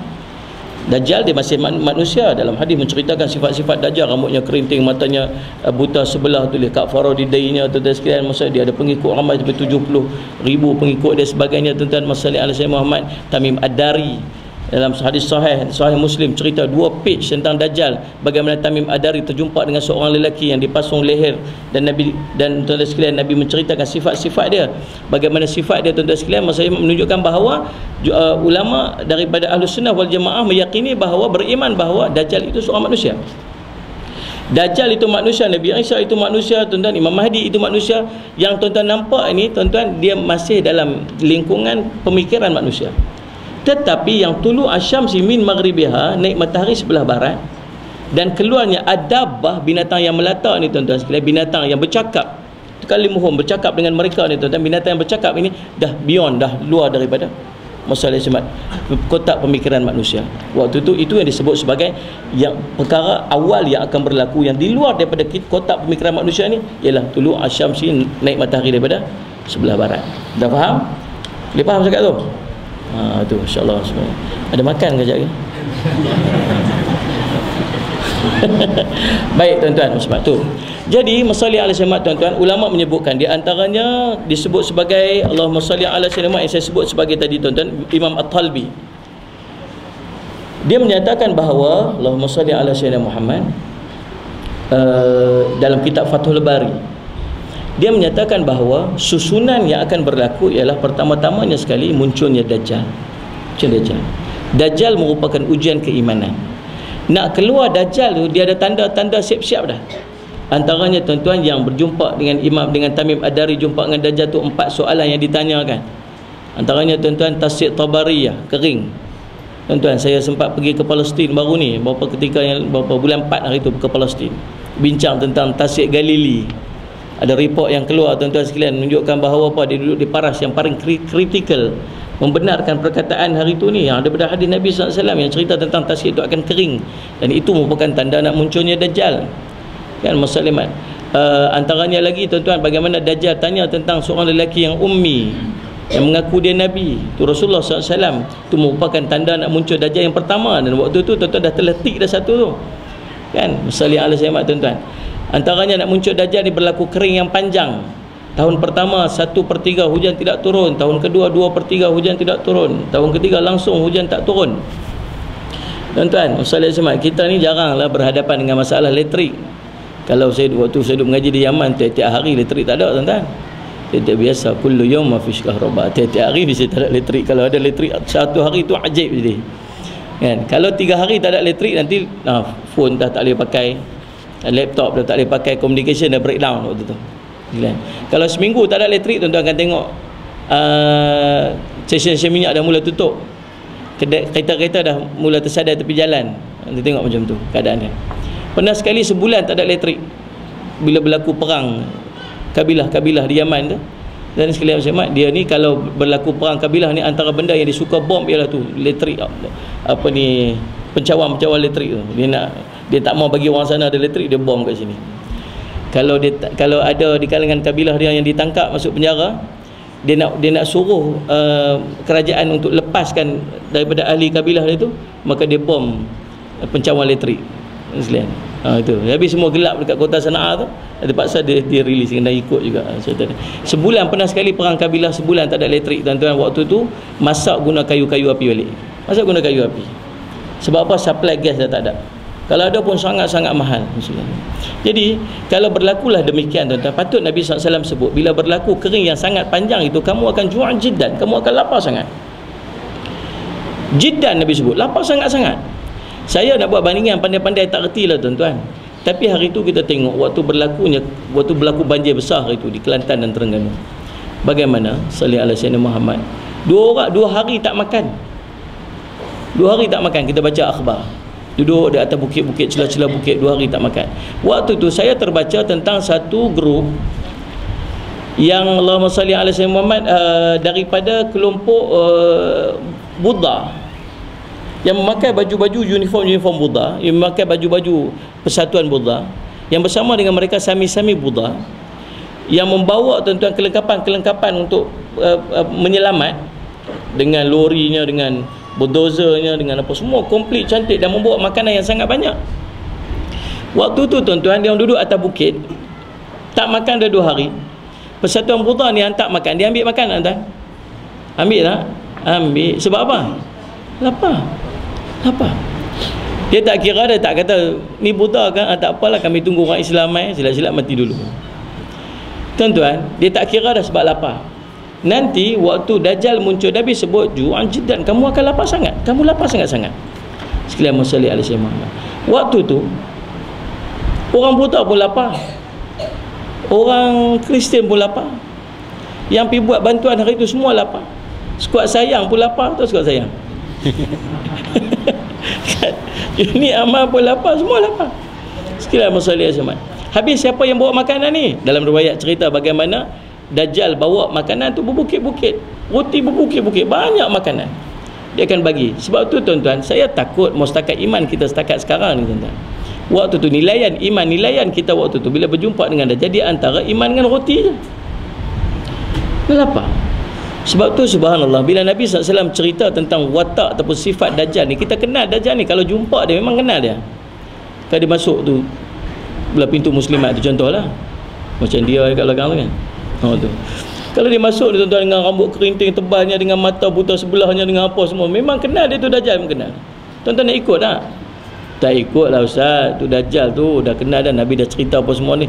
Dah, Nabi duk cerita bagaimana ramainya orang akan ikut Dajjal. Nabi akan cerita tentang bagaimana orang perempuan ramai-ramai nak ikut Dajjal, sampai suami tu terpaksa ikat isteri dan anak-anak sebab nak ikut Dajjal. Sebab apa yang nak ikut Dajjal ni, tuan-tuan sekalian?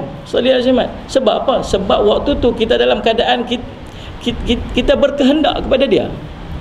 Saya baca tentang satu sistem, dia panggil satu barat menulis, dia tulis sistem Dajjal. Saya tak ingat dia punya buku tu. Dia sistem Dajjal. Dia kata sebelum Dajjal ini muncul, yang menulis ni orang barat, bukan orang Islam. Sebelum Dajjal ni muncul, dia kata dia akan create satu momen, satu masa yang kita akan bergantung kepada dia. Sebab tu sahabat saya bila hari tu duduk sembang-sembang panas-panas, dia kata apa, takut Ustaz lah kalau Dajjal turun, Dajjal muncul, dia takut kita ni. Saya kata, mau tak takut. Lepas tu dia kata, kalau boleh tu jangan turun lagi lah, jangan muncul lagi lah, pasal iman kita tengah lemah. Saya kata, memanglah Dajjal akan muncul waktu iman manusia tengah lemah. Dajjal tak muncul waktu zaman para sahabat. Kalau Dajjal muncul zaman para sahabat, tuan-tuan, nak uji lapar, Allah biasa, kami dah biasa lapar. Para sahabat tu, tuan-tuan, duk tengok orang minta sedekah tepi jalan dekat Johor ni, dekat JB ni, tuan-tuan. Pernah tengok tak orang minta sedekah ikat batu kat perut dia? Pernah? Tak pernah, tuan. Tapi zaman para sahabat dulu, ikat batu di perut ni biasa, nak beritahu kata lapar sangat. Bah Nabi SAW 3 ketul batu di perut dia, nak beritahu Nabi lagi lapar pada para sahabat tu. Tak makan berapa hari tu biasa, minum air je, tuan-tuan, masing-masing. Aisyah cerita, kami ni berlalu bulan demi bulan, rumah Nabi, dapur Nabi tak pernah berasap, melainkan kami hanya makan tamar dan air aja. Kita, tuan-tuan, tak boleh, tuan-tuan. Kita ni perut tak sempat lapar. Betul tak? Pagi tadi breakfast, kejap lagi nak makan apa, nasi apa dia kata? Asam pedas. Nasi asam pedas pula dah. Masya Allah, tak sempat nak lapar kita ni, subhanallah. Sampai satu hari dia akan stop semua benda ni, dan kita akan berada dalam keadaan tak biasa, kita sangat lapar. Waktu tu dia akan offer balik makanan. Sebab tu ramai daripada kita yang akan tumbang.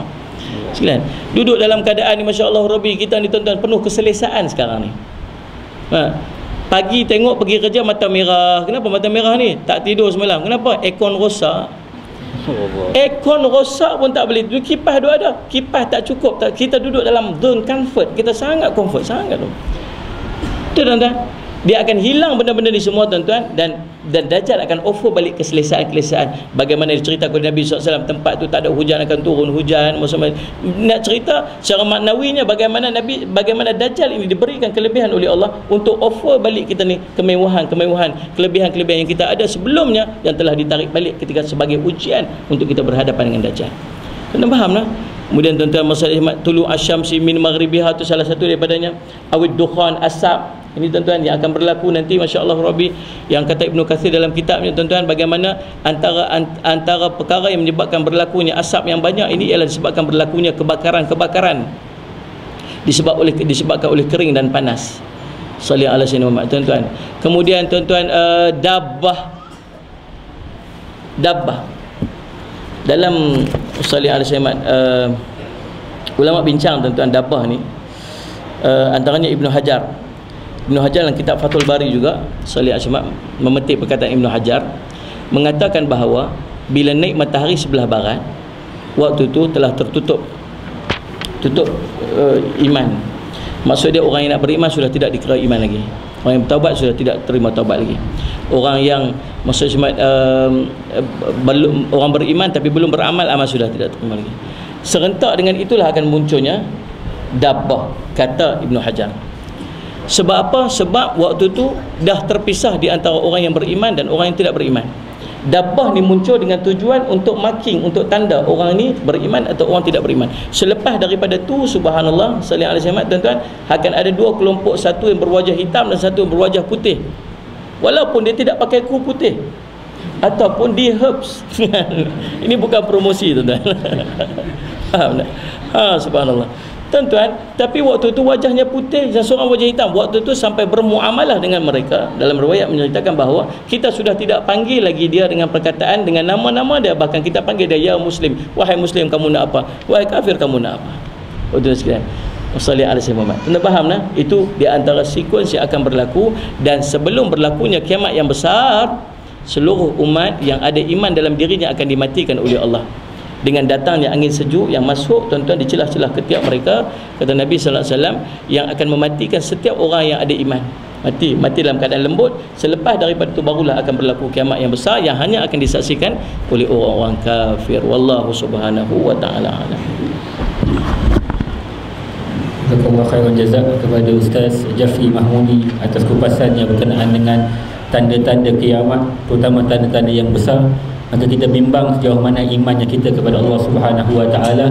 Kalau diuji sedikit dengan kelaparan pun tidak boleh kita tahan. Bukan hanya itu, diuji dengan kepanasan pun tak tahan. Bahkan diuji dengan tidak adanya, tak payah elektrik Ustaz, kalau di Sana'ah mungkin elektrik. Diuji dengan tidak ada siaran TV pun tak tahan. Kalau Astro kita dipotong sanggup, kita telefon Astro, bang tolong sambung hari ni, boleh. Sebab malam ni JDT nak lawan, contoh. kita sanggup. Jadi dia pun sambung-sambung, tak mengamuk nanti luaskan kuasamu. Jadi kita kena beriman kepada apa yang disebutkan oleh Nabi SAW dan apa yang disebut oleh Allah Subhanahu Wa Taala. Benarlah kiamat sudah dekat. Bahkan Indonesia pernah buat satu filem tajuknya Kiamat Sudah Dekat. Jadi orang tanya mana-mana bila kiamat, semua jawab esok-esok.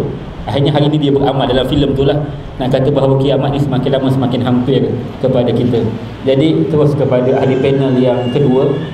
Kita nanti ada pusingan yang ketiga Ustaz untuk kesimpulan. Jadi kita tidak buka soalan, kita terus nanti kepada kesimpulan. Kerana difahamkan tadi kita ni kerana kurang, tidak sempat lapar Ustaz. Jadi penganjur pun kata Ustaz sempat tak nanti nak makan asam pedas. Jadi saya cuba habiskan jam 12 lebih kurang insya-Allah, ataupun 12 lebih sikit lah, supaya dapat kami makan asam pedas, terutama ustaz-ustaz daripada luar ni. Jadi Ustaz, untuk tadi Ustaz Jeffrey cerita banyak daripada riwayat Imam Muslim berkenaan dengan, ataupun Imam Bukhari berkenaan dengan tanda-tanda kiamat. Jadi zaman sekarang ni dah ramai mereka-mereka yang mendakwa bahawa mereka ini tahu tanda-tanda kiamat. Bahkan mungkin pihak-pihak filem pun atau pengarang filem telah buat filem-filem tentang kiamat, The End of the Day, ataupun 2012 dibuat kiraan-kiraan. Jadi boleh tak mungkin kita nak ambil manakah sumber yang kita boleh percayai, dan adakah kiraan-kiraan ini boleh kita terima pakai? Silakan. Alhamdulillah wassalamu ala Rasulillah. Bertanya tentang kiamat ni tuan-tuan, ada dalam Quran, dalam hadis memberikan penjelasan kepada kita bahawa yang mengetahui hanya Allah SWT. Yas'alunaka 'anis sa'ati ayyana mursaha qul 'ilmuha 'inda rabbi la yujalliha illa liwaqtiha illa hu thaqulat fis samawati wal ard la ta'tikum illa baghtah. Contohnya Allah SWT menjelaskan, mereka bertanya kepadamu wahai kiamat, bilakah berlaku kiamat? Nabi Muhammad SAW sendiri pun tidak mengetahuinya, Rasulullah SAW sendiri pun tidak mengetahuinya. Dan pernah dalam khutbah yang digambarkan tadi oleh tuan moderator kita, Nabi menyampaikan tentang satu perkara. Bertanyalah si Arab Badui ini, wahai Nabi, bilakah kiamat? Jawapan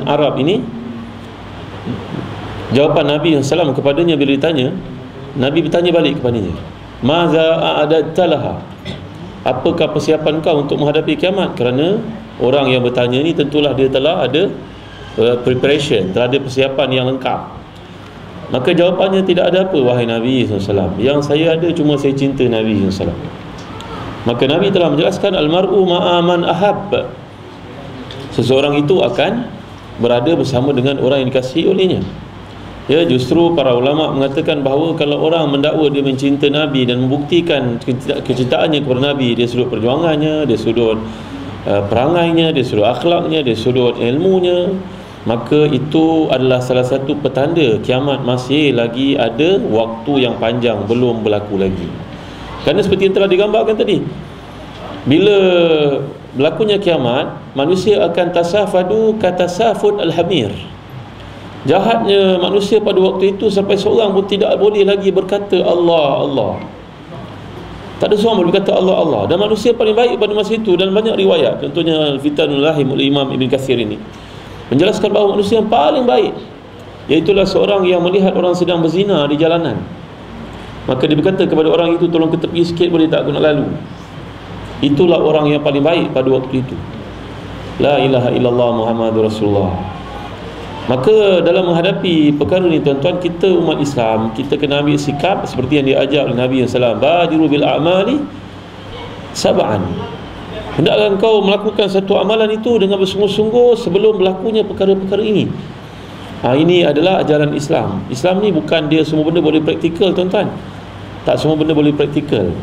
Contoh, kalau nak kahwin, boleh tak hidup baik dengan perempuan ni? Hati dia baik tak, nak tahu tidak? Boleh tak kita keluar bersama, duduk bersama dulu, dah okey baru kita kahwin? Boleh tak? Tak boleh tuan-tuan. Ada orang nak tahu macam mana dahsyatnya azab kubur tu, dia pula masuk dalam kubur, tutup pula ke atas ni. Ni orang sesat ni tuan-tuan, golongan sesat ni ada, saya beritahu kat tuan-tuan, di JAKIM banyak bukti simpanan tentang mereka ni. Nak tahu macam mana malaikat tu rupanya dimasuk dalam kubur, tutup pakai kayu macam liang lahat itu. Gurunya tak buat, gurunya tunggu kat luar. Lepas tu ada communicate lah, ada apa? Walkie-talkie, datang lah. Belum datang, belum lagi. Lama dia dah lemas, dah datang dia. Dia dah kena kurung dalam lubang tu, dia duduk dalam gelap kan. Tok guru dia nanti nak menceritakan pada orang, learning through experience. Ini nak cerita pada orang lah. malaikat tu rupanya biru besar macam mana kan. Jadi boleh pula ditipu-tipu malaikat tu. Oh, malaikat kata ni praktikal ni.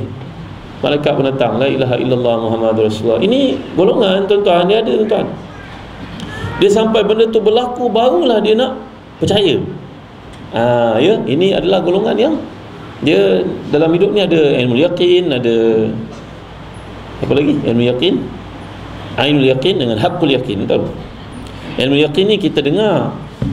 Ainul yaqin melihat, haqqul yaqin dengan keyakinan yang sebenar-benarnya. Oh, dia selagi belum sampai ainul yaqin dia tak mau percaya. Maka tuan-tuan yang dimuliakan Allah sekalian, ini biasa berlaku dekat negara seberang. Minta maaf kalau ada orang lain negara seberang.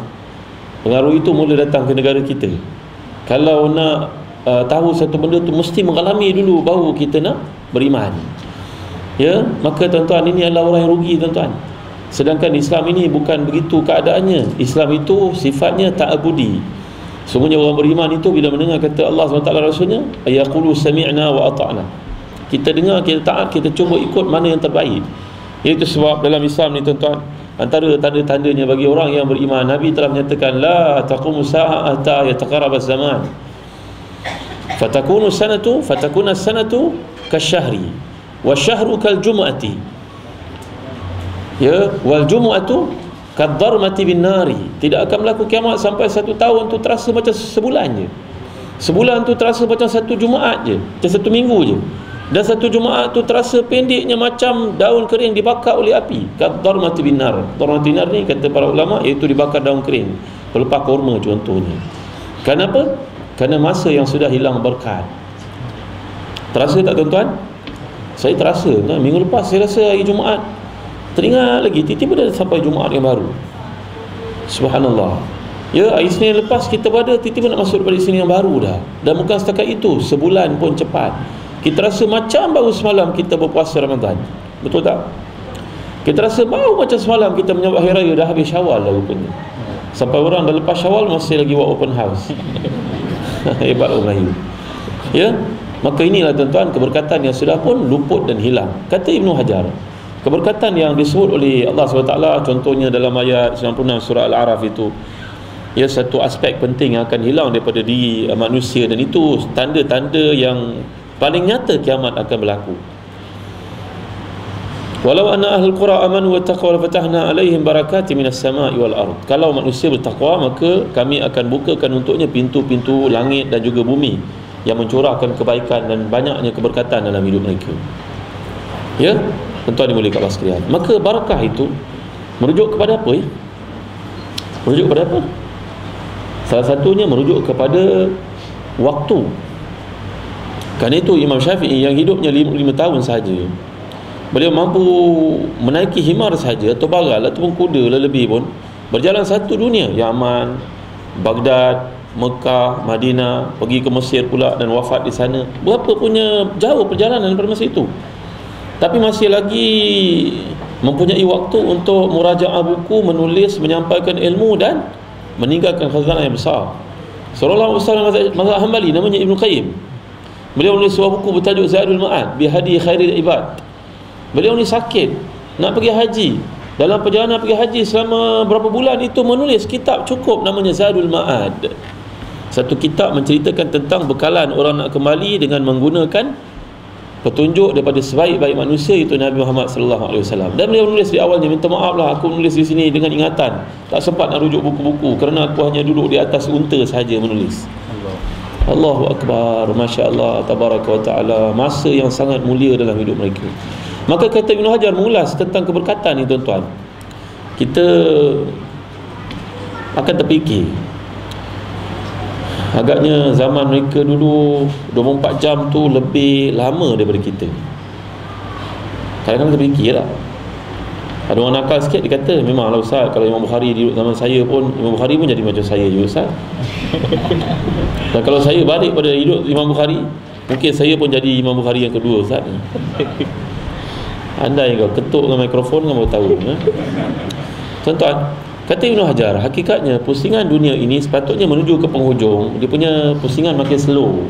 Macam kita main gasing kan, gasing, kita pusing gasing, makin hujung makin slow je. Jadi kalau bumi paksinya itu berperanan untuk menentukan kelambatan pusingan, maka sepatutnya satu hari di hujung kursi bumi ni pusingannya makin slow berbanding dengan awalnya, betul tak?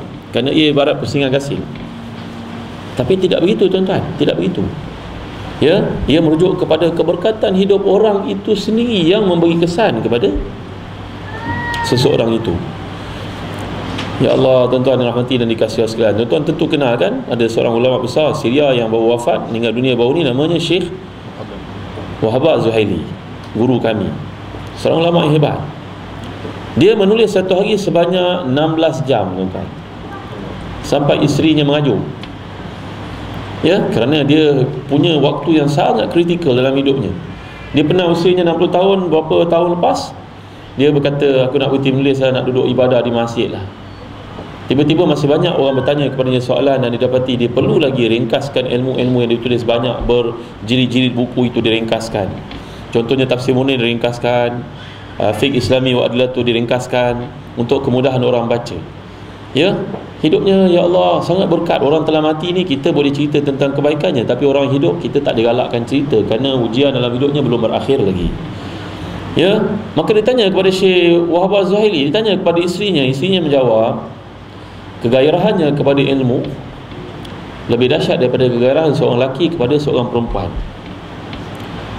Kegairahannya kepada ilmu menyebabkan dia berfikir tidak untuk berkahwin lebih daripada seorang, kerana ilmu, kerana hidupnya untuk dia pandang buku macam seseorang kita melihat perempuan yang cantik. Ya Allah Rabbi, tanya kepadanya, Tuan Guru, kenapa Tuan Guru punya hidup yang sangat berkat, menulis satu hari sampai 16-18 jam, dulu zaman muda lebih daripada itu? Jawapannya, kerana saya pernah diterang rasa lemah diri dan malas, lalu saya doa dengan doa yang tuan-tuan hafal. Saya tahu tuan-tuan hafal doa ni, kalau belum hafal tuan-tuan hafal. Doa ni ada banyak riwayat, Bukhari, Muslim, Tirmizi. Allahumma inni a'udzubika minal hammi wal hazan. Tahu kan?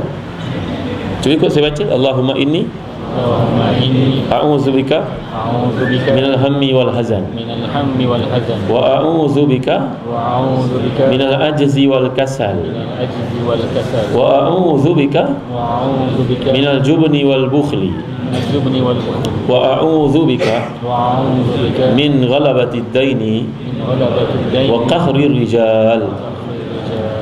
Allahumma inni a'udzubika minal hammi wal hazan wa a'udzubika minal ajzi wal kasal wa a'udzubika minal jubni wal bukhli wa a'udzubika min ghalabati ad-daini wa qahri rijal.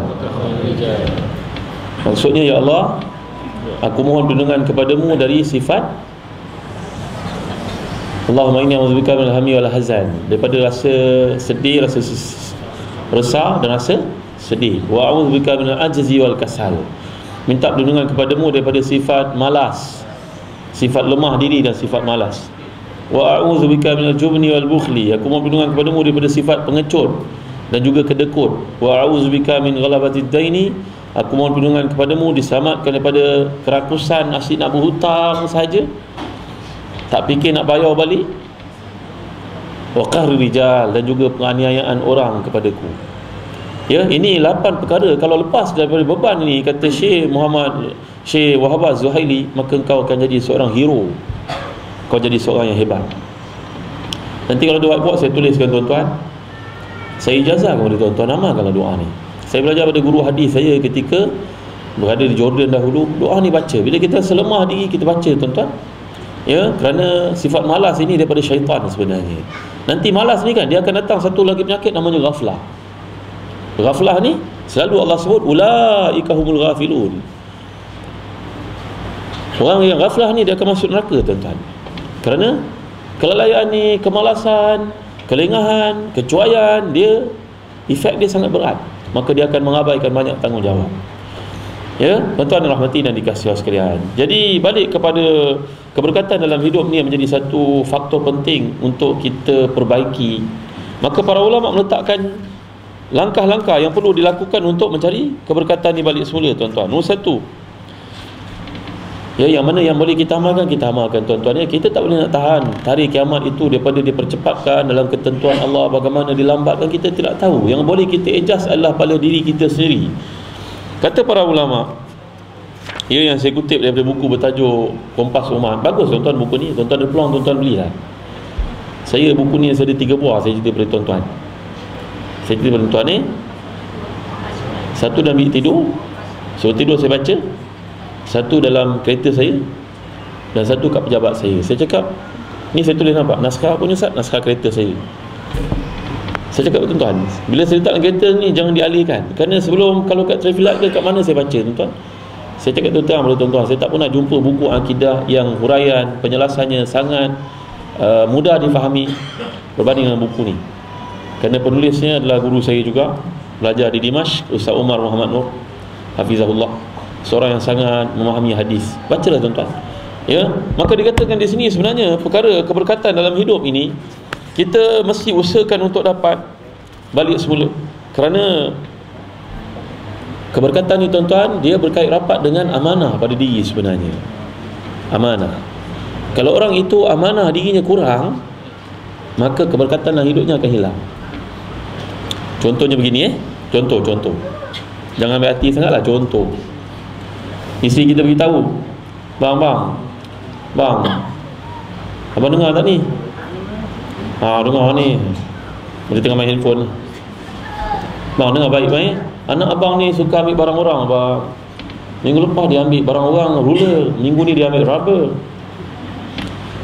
Minggu depan tak tahu dia ambil apa pula. Tumbler orang ke apa ambil, kita pun tak tahu. Takut dia bawa beg orang ni bang. Nanti orang cakap dia anak kita mencuri lah bang. Macam mana nak buat ni bang? Oh iya ke? Panggil Alung mesti Alung. Duduk sini diam. Alung apa orang nak Alung jangan ambil lah Alung. Alung ambil pensel orang nak Kalau tak nak beritahu, kalau tak ada beritahu kat abah lah. Jangan ambil tau. Janganlah nak, jangan ambil barang orang tak kesian orang-orang miskin. Kalau nak beritahu kat abah, nanti abah ambil lah kat office.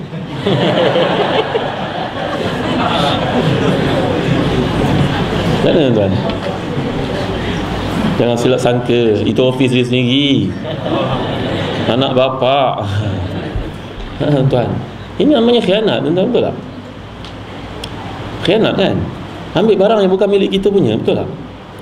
Besok kalau orang tu mengambil barang yang bukan milik dia, ke akhirat besok dia angkat atas kepala dia tahu. Dalam hadis punya bandingan, kalau unta tu atas kepala dia. Kalau ini dia bawa balik komputer, dia gunakan komputer pejabat, ambil ke sewenang-wenangnya, meja dan sebagainya, akhirat besok di atas kepalanya melekat. Tak boleh tanggalkan tuan-tuan. Jadi keberkatan dalam hidup yang kita kena usahakan, bila kita cerita tentang aspek kiamat ni tuan-tuan, dia tak jauh daripada diri kita ni kena betulkan. Ya, dan bila berlaku kiamat tu kita punya preparation yang complete, maka dia tidak ada masalah apa-apa nanti. Maka keberkatan dalam hidup, ejaskan yang pertama tuan-tuan, hindarilah khianat. Kerana khianat mempunyai kesan yang sangat jelas kepada hilangnya berkat dalam hidup. Itu penjelasan oleh para ulama. Contohnya dikatakan oleh Syekh Afdaluddin, berkata, khianat itu menghapuskan berkat sebagaimana haram menghapuskan yang halal. Ya, maka siapa yang berkhianat dalam 1 dirham, syaitan akan mengheretnya untuk buat lagi 1000 dirham pengkhianatan yang baru. Contoh, kita pergi pejabat naik motor kan, lepas tu pergi misi, ada misi lah, contohnya ada training ke, ada syarat ke kat luar, naik motor juga. Lepas tu isi claim, naik kereta. Macam mana tu? Khianat ke tidak? Dia jawab, alah Ustaz, ni duit kerajaan Ustaz. Tak, soalannya hati kita masa buat benda tu rasa betul tak apa kita nakkan kita? Rasa betul tak? Kerana fitrah yang Allah jadikan, al-khairu matma'annat ilaihi nafsu wa matma'anna ilaihi qalbu wa in aftaka an-nasu aftauk. Ya, dalam hadis riwayat Muslim, wa karihta an yatali alaihi nas. Kebaikan ni dia buat, dia akan rasa gembira, lega, seronok. Kalau orang tengok pun kita rasa suka. Tapi kalau kejahatan, kita nak pendam, nak sembunyi, nak elakkan orang tahu. Kalau orang tahu, kita rasa sangat malu dan kecewa. Tuan-tuan, maka ini adalah satu aspek yang berkaitan sangat dengan keberkatan, dan keberkatan itu ada kesan kepada persembahan amalan kita untuk menghadapi kiamat sebenarnya. Lagi tuan-tuan, keberkatan hilang dengan sebab makanan yang kita ambil, bawa pulang ke rumah, syubhah yang kita ambil. Itu sebab saya galakkan orang-orang muda sekarang banyak kena retrenchment kan. Retrenchment, dia panggil VSS, very sad scheme. Ya, jadikan dia satu momentum baru. Apa salahnya kalau tuan-tuan pergi jumpa dengan Haji Jatmi ni, belajar dengan beliau berniaga, seorang toki Petronas yang berjaya. Cari Haji Sa'dun, seorang siapa? Pengusaha buku yang terkemuka. Tuan-tuan boleh dapatkan buku-buku ni kat kedai beliau di Badan Cemerlang. Tuan-tuan boleh jumpa dengan Haji Ali Al-Ihsan, seorang yang suka berbual, memiliki rangkaian kedai Al-Ihsan seluruh Malaysia sebanyak hampir 200 cawangan ataupun lebih. Ya, tak boleh ke tuan-tuan cuba cern satu cara kaedah pemakanan yang simple, orang nak makan cepat dan halal dan bersih. Saya terbaca satu orang berjaya di Filipina, namanya Jollibee, Jollybee, seorang pengusaha kedai rangkaian makanan lebih besar daripada KFC dan juga McD. Dan ini ditarget untuk pergi ke Europe pula. Dia telah beli banyak chain di China. Walaupun di China mempunyai kaedah bisnes yang ketat, tak boleh tukar nama kedai-kedai makan itu, tapi dia telah conquer pemakanan di mainland China. Tuan-tuan, ni saya cerita kepada tuan-tuan sebagai satu tanggungjawab tuan-tuan. Kerana dalam Islam kita tak boleh tunggu kiamat. Oh, kiamat dah dekat, kena duduk ni. Tak boleh tuan-tuan. Kerana dalam hadis sahih riwayat Bukhari Muslim, "Idza qamat alaikumus sa'a wa fi yadi ahadikum fasilatun falyaghrisha. Fa in istata'a an yaghrisha falyaghrisha." Hadis sahih riwayat Tirmizi. Bahawasanya kalau kiamat berlaku di tangan seseorang kamu ada benih untuk titanam, kiamat dah berlaku ni, tiupan segala sudah bunyi, di tangannya ada benih untuk ditanam, hendaklah ditanam benihnya, baginya pahala walaupun sekali lagi ia musnah. Maka kita tidak boleh mendengar tadi kiamat ni, duduk kat masjid, kita pun jadi pasif, kita pun tak boleh nak bercampur dengan orang lagi, kena ikat serban besar-besar.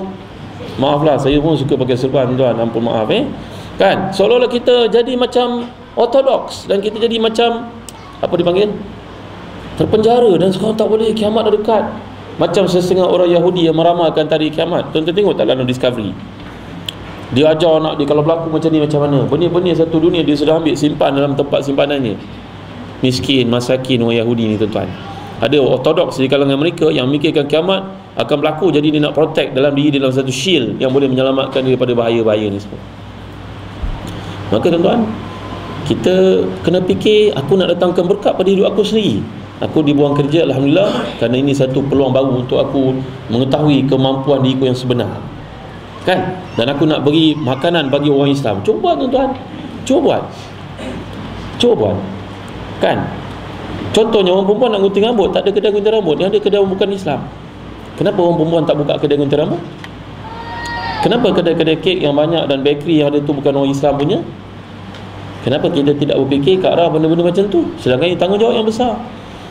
Ini boleh mendatangkan keberkatan kepada diri kita sendiri dan orang keliling kita. Kita tak boleh nak kata, oh, kiamat dah dekat, tak boleh buka kedai bakery.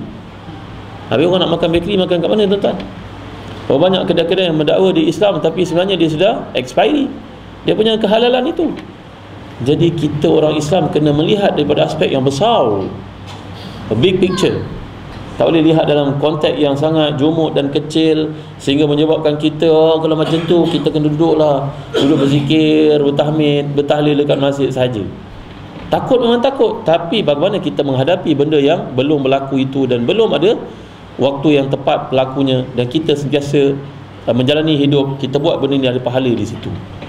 Jadi tuan-tuan rahmati dan dikasihi Allah sekalian, jadi kita lihat dalam hidup keberkatan menjadi hilang, amal ibadah menjadi hilang seronok kemanisannya kerana orang terlibat dengan benda-benda yang haram, antaranya riba, tuan-tuan yang rahmati dan dikasihi Allah sekalian. Iaitu sebab Nabi menyatakan di akhir zaman ni riba berlaku berluasa, maka semua orang tidak dapat selamat daripada riba ini walaupun daripada debunya. Ya, apa nak buat? Kita buatlah pakai counter Islam dalam apa sahaja niaga kita. Masya-Allah ada banyak peluang perniagaan yang bercirikan Islam yang kita boleh ikut, menepati akadnya, beli rumahnya, beli keretanya, ya, supaya kita selamat daripada hilang berkat yang digambarkan di sini. Wallahu a'lam. Jazakallahu khairan jazak kepada Ustaz Dr. Haji Zahazal Muhammad atas kupasannya berkenaan dengan kiamat, tanda-tanda kiamat. Maka kita elakkan diri daripada kurang bersedia untuk kiamat. Dalam masa yang sama diingatkan tadi tentang keberkatan daripada waktu. Dan saya yakin di hadapan saya ni ramai peniaga-peniaga.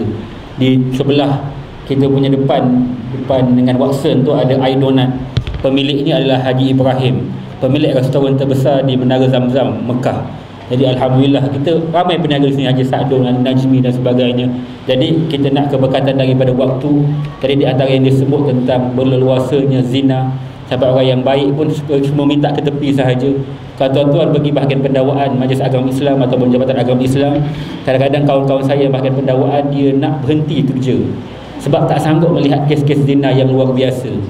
Ada yang duduk bersama dengan mak kandungnya, dan ketika dia sabitkan kesalahan, mak kandung telah melahirkan 3 orang anak, kesan persetubuhan dengan anak kandungnya.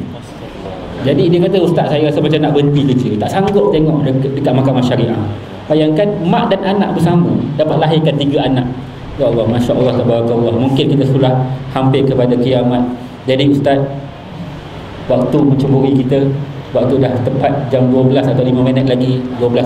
Jadi untuk kesimpulan akhir ustaz, sekitar 5 minit untuk ustaz kupas tentang kesimpulan daripada tajuk kita, kiamat sudah dekat. Silakan ustaz. Bismillahirrahmanirrahim. Wassalatu wassalamu ala Rasulillah wa khulasan ataupun kesimpulan daripada apa yang kita bicarakan pada hari ini ialah paling pentingnya ilmu kita untuk kita cari supaya kita dapat bersedia untuk kita berhadapan dengan kiamat. Kita bagi contoh-contoh tadi. Bagaimana keadaannya kita apabila salih al-kiamat datangnya perkara yang berlaku yang akan berlaku kepada kita dalam keadaan kita tidak bersedia. Kita tahu hasil daripada perkara itu berlaku, tapi kita tak mampu, kita tak sempat untuk membuat persiapan dan persediaan disebabkan kita tidak bersedia, kita tidak ada ilmu untuk kita berhadapan dengan kiamat tersebut.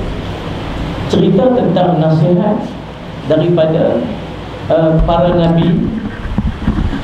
nabi tuan-tuan yang memperingatkan umat dia tentang Dajjal ini bermula, dalam riwayat menceritakan bermula semenjak daripada zaman Nabi Nuh sudah peringat umat dia tentang Dajjal.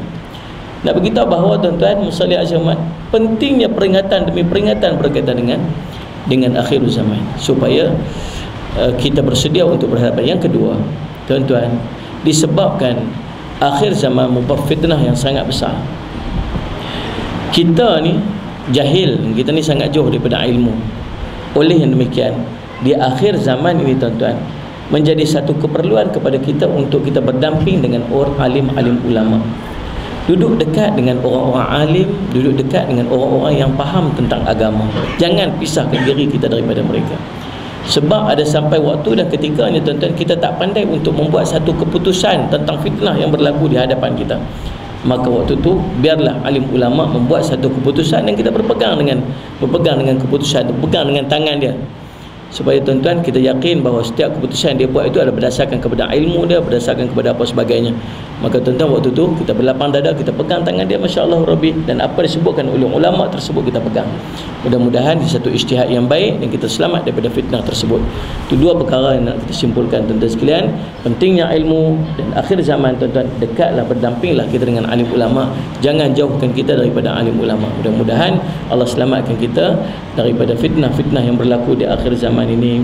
Tuan-tuan, zina ni bukan tunggu orang di bandar, di kampung tuan-tuan sekalian, di Jitera baru ni tuan-tuan, dia boleh potong anak dia 6 tuan sekalian. Saya semak di Selayang baru-baru ni tuan-tuan, baling anak dia daripada tingkat 3, jatuh baby sampai pecah kepala dia tuan-tuan sekalian. Macam mana?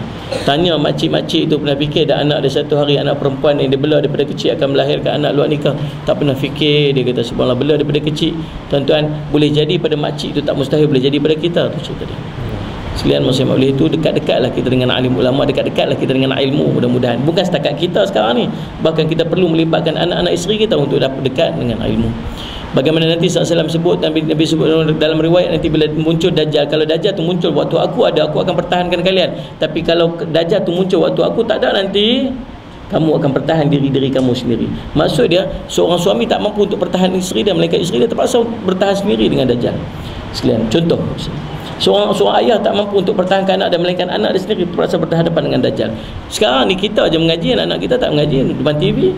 Kita pergi kuliah malam-malam, anak-anak kita tuan-tuan seronok depan TV, anak seronok dengan urusan-urusan dia. Tak paksa dia untuk dia, tuan-tuan sekalian. Jadi masya-Allah Rabbi, nak beritahu bahawa masa sekarang ini menjadi satu keperluan untuk kita libatkan seluruh ahli keluarga kita untuk menuntut ilmu Allah SWT, berhadapan dengan fitnah-fitnah yang berlangsung di hadapan kita pada sekarang ini, insya-Allah. Tuan-tuan, saya ucap jutaan terima kasih kepada pihak penganjur. Saya ucap saya mohon ampun dan maaf atas sebarang kekurangan. Memang kurang banyak sangatlah tuan-tuan sekalian. Cakap ni orang selalu sebut ustaz, Saya ni macam ting kosong tuan-tuan, tahu ting kosong. Bunyi je kuat tapi isinya tak ada. Ting ting ting macam tu. Dan sekalian bersalih ala Syekh Muhammad. Jadi bukanlah saya orang yang paling layak untuk membicarakan hal ini, cuma dia bentuk peringatan-peringatan khususnya kepada diri saya sendiri. Kemudian tuan-tuan, kalau tuan-tuan boleh jadi manfaat, ambillah sebagai manfaat kepada diri tuan-tuan, mudah-mudahan insya-Allah. Dan sebelum nak tutup ni, saya minta sikit tuan-tuan, ada hajat saya daripada Pulau Pinang. Kami bangunkan Ma'had Darul Faizin, Ma'had sekolah tahfiz Al-Quran. Dia ada dua lah, qismu alim, ada pengajian alim dan pengajian tahfiz Quran. Dan sekarang ni kita telah membeli sebidang tanah 7 ekar. Kita buat kompleks Islam, ada masjid, ada 2 blok sekolah, ada rumah warga emas, dan ada rumah guru-guru dan sebagainya. Jadi bila datang ke Johor ni tuan-tuan, dengan mission lah, mission tuan-tuan nak buka peluang-peluang untuk kebajikan kepada tuan-tuan, bagi seorang sikit, insya-Allah dalam bentuk wakaf. Kita buat jualan wakaf dengan nilai RM50 satu lot wakaf untuk pembangunan, pengurusan dan juga pembiayaan pelajar, insya-Allah. Tuan-tuan, mudah-mudahan jadi manfaat kepada kita dan dekat luar. Dan kami akan balik ke Pulau Pinang sebentar lagi. Mohon doa daripada tuan-tuan agar tuan-tuan sama-sama berdoa agar perjalanan kami selamat, sampai dengan selamat di sana, dijauhkan daripada musibah bala bencana, dijauhkan daripada tuan-tuan perkara-perkara tidak diingini. Mudah-mudahan perjalanan yang kami lalui ini tuan-tuan dikira oleh Allah sebagai amal soleh di sisinya, mudah-mudahan tuan-tuan. Amin ya rabbal alamin. Jazakallahu khairan katsira kepada Al-Fadhil Ustaz, kepada penganjur, kepada tuan-tuan sekalian, mohon ampun dan maaf. Aqulu qouli hadza astaghfirullah li wa lakum. Assalamualaikum warahmatullahi taala wabarakatuh. Assalamualaikum warahmatullahi wabarakatuh. Jadi saya silakan Ustaz bertahan untuk kesimpulan tajuk kita pada pagi ini. Silakan Ustaz. Alhamdulillah. Ya tuan-tuan, kalau tuan-tuan ada peluang, saya kongsi sikit tuan-tuan tentang satu fakta yang saya baru baca dalam majalah Forbes beberapa hari lepas. Rasulullah SAW mengingatkan kita, ambillah daripada Bani Israel selagi ia tidak merosakkan kita. Khuzu an Bani Israel wala haraj. Ambillah daripada orang Kristian, orang Yahudi apa yang baik untuk kita, di bawah prinsip al-hikmah. Saya baca kajian menunjukkan bahawa negara-negara maju, mereka mempunyai perindustrian yang hebat dan company-company yang hebat. Antara company yang paling terpandang dalam dunia adalah company-company dari Jepun, Germany. Antara negara yang paling banyak dalam 500 company terbaik di dunia, nombor 1 Amerika lah. Nombor 2 sekarang China dah mengatasi Jepun. Nombor 3 Jerman. Nombor 3 Jepun, nombor 4 Jerman, nombor 5 Perancis, nombor 6 UK. Korea pun makin banyak mempunyai company-company yang berjaya seperti Samsung dan sebagainya, Samsung, Hyundai dan lain. Tapi saya baca rumusan yang terakhir tu, kenapa bangsa ni dikira kuat Macam Amerika kan, company dia ada berapa ratus dalam 500 terbaik itu. Kerana rupa-rupanya bangsa ini lah bangsa yang sangat kuat membaca. Terbukti mereka ni kalau lahir anak, mereka tak bagi macam kita bagi baju kan, baju anak kalau lelaki warna biru, perempuan warna pink kalau tak pasti bawa warna hijau Barat tidak, negara maju tidak. Dia kalau datang anak, dapat tahu lahir anak, dia pergi hantar buku, bawa buku How to be a good parents, bagaimana nak besarkan anak dengan cara yang betul, bagaimana nak bina anak punya imajinasi. Mereka buat begitu tuan-tuan. Dan meeting kalau dalam syarikat-syarikat besar macam Daimler Chrysler of Germany, mereka tidak mempunyai kursi untuk duduk, kerana mereka cakap straight to the point. Dan di Jerman, di mana di Netherlands yang mempunyai syarikat besar macam Airbus dan juga syarikat Royal Shell, yang menduduki tempat nombor 2 besar di dunia selepas Walmart. Ini saya ingat fakta-fakta yang masih dalam kepala saya. Beberapa hari lepas saya baca. Fakta ni tak banyak berubah daripada tahun lepas. Dan Petronas duduk meningkat daripada nombor 70 berapa naik jadi 69, 3 tangga ke atas. Tapi BMW yang mengatasi Petronas 1 tangga pada tahun 2013 yang lalu, meninggalkan Petronas 10 tangga ke atas lagi BMW punya peningkatan. Fakta-fakta yang tak berapa ingat sangatlah tuan-tuan. Lalu dibuat rumusan, dikatakan bahawa bila buat tayangan filem je, maka kereta-kereta ni akan menduduki tempat yang tinggi. Dengan sebab itu Amerika telah buat keputusan kalau filem Captain America je tak boleh tunjuk kereta melainkan kereta Chevrolet saja. Sebab Iron Man dah tunjuk kereta Audi, maka Audi meningkat jadi nombor 6. Kerana orang tengok, orang impress dengan kereta tersebut. Ni kajian lah tuan-tuan, kajian mereka buat. Tapi rumusan yang cukup menarik saya nak sebut tuan-tuan, mereka masyarakat membaca, sangat suka membaca. Peruntukan-peruntukan di office semuanya untuk ada library, dan semua syarikat besar macam Google yang ada di situ ada library besar di tempat mereka. Tuan-tuan, kita buat tak tuan-tuan? Soalannya, saya dalam perjuangan mengajak orang untuk membina library-library di pantai timur yang rosak akibat banjir. Terlalu banyak orang hantar Quran, sampai Quran lebih banyak daripada ahli karya. Dan yang sedihnya, Quran itu berbaringan dekat tepi-tepi kerana raknya semua musnah akibat banjir. Kan banjir di Kelantan tu airnya sampai ke atap masjid, maka rak semua rosak. Maka Quran itu bersepah-sepah. Bila saya datang sana, imam ni kata, Ustaz hantar Quran lagi ke Ustaz? Dah lah Ustaz, banyak sangat Ustaz Quran lebih banyak daripada jemaah sembahyang Jumaat Ustaz. Ya. Jadi tuan-tuan, saya fikir kalau gini tak bina tamadun lah tuan. Tak bina tamadun. Saya tanya pada orang-orang kaya, tuan ada derma tak? Boleh tak ada zakat? Tak ada apa-apa tak? Boleh tak kita buat kat sini library? Sebab kesian, banyak banjir berlaku ni kerana education lacks. Education punya problem. Orang buang sampah, orang tebang hutan tanpa berkira-kira, itu semua masalah education tuan. Maka saya kata, kalaulah kita boleh bina tamadun, kita bina library kat setiap masjid ni, kita bina library kecil-kecil pun tak apalah. Lepas tu kita panggil budak-budak UMK, UMT kan, pergi ajar adik-adiknya bagaimana membaca balik semula. Kerana kalau tidak tuan-tuan, mereka baca kat sini tak ada manfaatnya tau. Baca kat sini ni banyak berita bohong dan termerang. Kalau anak tuan-tuan berkata, "Bah, belilah saya Samsung bah, saya dah beli besar bah, nanti saya baca kat sini tak payah buku." Bohong tuan-tuan. Janganlah tuan-tuan penuhi cita-cita dia, kerana dia takkan baca. Dia baru je baca maths, tiba-tiba masuk WhatsApp kawan, dia takkan baca. Tuan-tuan, jadi menikmati membaca ni satu benda yang penting. Saya ni tuan-tuan, saya ajak orang baca. Ini kan ada beberapa majalah tuan-tuan pergi dapatkan dekat Badan Cemerlang. Ni majalah untuk anak-anak tuan-tuan, namanya Gen Q, Generasi Quran. Saiznya macam Kindle. Kita nak ajakkan anak-anak membaca tuan-tuan. Berbanyak nikmat membaca kalau ia dipupuk dalam diri. Ni ada satu majalah baru yang namanya Demi Cinta. Demi cintaku. Ya, membina keluarga sebagaimana keluarga Rasulullah SAW. Macam mana isteri-isteri Nabi dulu dibelai. Ya, orang perempuan ni, suami-suami dia suka dibelai, macam belai kucing tak? Ya, betul tak isteri-isteri? Betul kan? Angguk. Yang angguk kuat tu makna suami tak belai tu.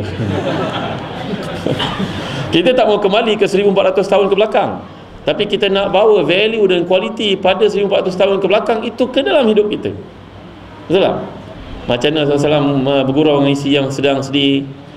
Macam mana SAW bergurau dengan Aisyah ketika Aisyah dicubit oleh Abu Bakar. Tuan-tuan, kita cuba bawa standard kualiti itu dalam hidup pada hari ini, berpandukan kehidupan orang yang sangat mulia di sisi Allah dan Rasulnya. Maka majalah ni lebih pada know-how. Kenali suami anda yang sebenar. Ini satu majalah yang sifat hukum hakam, namanya Al-Ustaz. Pada kali ini kita membawa kepada aspek macam mana nak khatam Quran. Boleh tak orang perempuan haid pegang Quran? Isu-isu yang seperti itu, kerana hidup kita tak terkeluar daripada fatwa-fatwa semasa. Kan? Ya. Ini adalah majalah sosial yang lebih pada bimbingan, panduan. Tuan-tuan, saya merayu daripada tuan-tuan. Tuan-tuan ni orang baik-baik, orang bijak, orang saleh, bakal-bakal ahli syurga. Amin amin ya Rabb. Ini adalah majalah-majalah yang kami buat untuk mengajak orang kembali kepada Islam. Kami tak mampu nak beli TV3. Tahu kalau Datuk Jatmi nak sponsor, kita beli TV3, kita tahu apa TV3. Tapi still kita perlu konten yang kuat. Kalau tidak kita beli, nanti kita akan isi lagi sekali benda-benda melalaikan. Kerana talking about broadcasting, dia satu benda besar tuan. Ya, maka kita kalau tak boleh beli TV, kita buat radio, nak tak? Radio yang akan ada ni, mula tuan-tuan start kereta pukul 6.30, tuan-tuan dengar Quran, tafsir Quran, terjemahan Quran. Sampai pukul 8 dia cerita tentang bagaimana jadi isteri yang salihah. Tengah hari cerita buat muamalah, petang sirah, malam menuju ke petang kita buat 7 ke 7, 7 to 7 je. Kerana lepas 7 orang sampai rumah, orang tak dengar radio lagi, orang akan tengok TV. Tuan-tuan, kalau kita ada radio ini, saya beritahu pada tuan-tuan, banyak orang jadi baik insya-Allah. Orang cakap pada saya, Ustaz buat majalah Islam ni, siapa nak baca Ustaz? Orang suka majalah yang orang perempuan macam ni.